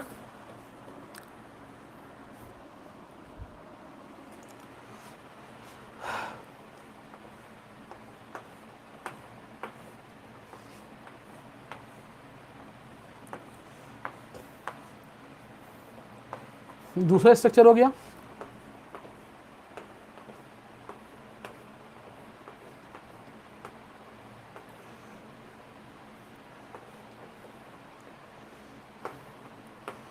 थर्ड स्ट्रक्चर हो गया। क्लियर? इसमें हमने क्या किया, ऑर्थो पोजीशन की बात कर रहे हैं, यहां पर ए, यहां पर ए, यहां पर ए लगा दिया, यहां पर ए लगा दिया, यहां पर ए लगा दिया, यहां पर बी लगा दिया, यहां पर ए लगा दिया, यहां पर बी लगा दिया। ठीक है, और लास्ट वाले में हमने क्या किया, यहां पर ए लगा दिया, यहां पर हमने बी लगा दिया, यहां पर ए, और यहां पर हमारे पास बी। यहां पर 3 स्ट्रक्चर हो गए। क्लियर नहीं क्लियर? यहां पर एक काम करें, यहां पर ए ए बी बी, यहां पर करें ए बी और ए बी। ठीक है, अब देखो यहां पर क्या होगा, ये सब में एक, अगर ये हॉरिजेंटल होगा तो ये वाला क्या होगा, वर्टिकल होगा। अगर ये हमारे पास हॉरिजेंटल होगा, ये हमारे पास वर्टिकल होगा। अगर ये वाला स्ट्रक्चर हमारे पास हॉरिजेंटल होगा, दिस इज वर्टिकल। इसमें बेटा, इसमें प्लेन ऑफ सिमेट्री पाई जाती है, इसमें भी प्लेन ऑफ सिमेट्री पाई जाएगी। और याद कर लेना, अगर कभी भी ऐसा वाला बाइफेनाइल मिल जाए, ये वाला, इसमें प्लेन ऑफ सिमेट्री नहीं पाई जाएगी, ये मॉलिक्यूल हमारे पास ऑप्टिकली एक्टिव हो जाया करता है। ठीक है, ये हमारे पास फर्स्ट और सेकंड वाला कैसा है, वो ऑप्टिकल, फर्स्ट एंड थर्ड वाला कैसा है, ये और ये हमारे पास ऑप्टिकली इनएक्टिव है, जबकि ये हमारे पास क्या है, ऑप्टिकली एक्टिव। ध्यान देना, ए के साथ ए मिल जाए, बी के साथ बी मिल जाए, ऑप्टिकली एक्टिव हो जाएगा। क्लियर नहीं क्लियर? बात समझ में आ रही कि नहीं आ रही? यहां पर क्या था, ए के साथ ए था, लेकिन नीचे भी ए के साथ एक था। यहां पर क्या था, ए के साथ बी था और ए के साथ बी था। हमको क्या चाहिए, ऊपर ए के साथ एक, जो एक कार्बन है इस पे, एक ऑर्थो पे ए के साथ ए मिले और दूसरे ऑर्थो पर बी के साथ बी मिले, वो हमारे पास क्या होता है, ऑप्टिकली एक्टिव होता है, क्योंकि उसमें प्लेन ऑफ सिमेट्री नहीं पाई जाती। क्लियर? कोई डाउट? ये इंपॉर्टेंट क्वेश्चन था, हमने करा दिया। ठीक है, ये आपके एग्जाम में पूछा जाता है, तो आपको बहुत ज़्यादा दिमाग लगाने की जरूरत नहीं है, आप बस ये ट्रिक फॉलो करिएगा। हमारे पास जो ऑर्थो पोजीशन यही तो हुई भाई, एक ये ऑर्थो है इसका, ये एक ये ऑर्थो है, इसका भी ये ऑर्थो है, ये भी ऑर्थो है। तो इस वाले ऑर्थो के जो सामने वाला ऑर्थो है, दोनों पे सिमिलर ग्रुप होना, एक पे ए हो, एक पे बी बी हो। ठीक है, ऐसा ना हो कि इधर भी ए हो, इधर भी ए हो, तो वो हमारे पास उसमें सिमेट्री आ जाती है, और इसमें भी क्या आ जाएगा बेटा, सिमेट्री आ जाएगी, लेकिन इसमें कोई सिमेट्री नहीं आ रही। क्लियर नहीं क्लियर? बात समझ में आ रही कि नहीं आ रही बेटा? बोलो। चले, बहुत बढ़िया, इसे नोट कर लीजिए। तो ये आपका हमारे पास कन्फर्मेशनल आइसोमेरिज्म पूरी तरीके से खत्म हो गया। अब कल जो आपका जीओसी का फर्स्ट लेक्चर होगा, क्लियर नहीं क्लियर? कल आपके जीओसी का फर्स्ट लेक्चर हो जाएगा। कोई डाउट? चले बेटा, थैंक यू वेरी मच। और कल आप लोगों से मुलाकात होती है। कल आप लोगों का लेक्चर जो है उसी टाइम पे होगा। टाइमिंग की कोई वो नहीं होती, कभी कभी कोई दिक्कत आ जाती है, तो इस वजह से थोड़ा सा टाइमिंग ऊपर नीचे हो जाती है, तो आपको इन्फॉर्म कर दिया जाएगा। ठीक है, चलिए, थैंक यू वेरी मच बेटा। कोई प्रॉब्लम हो तो ग्रुप पे डिस्कस करो।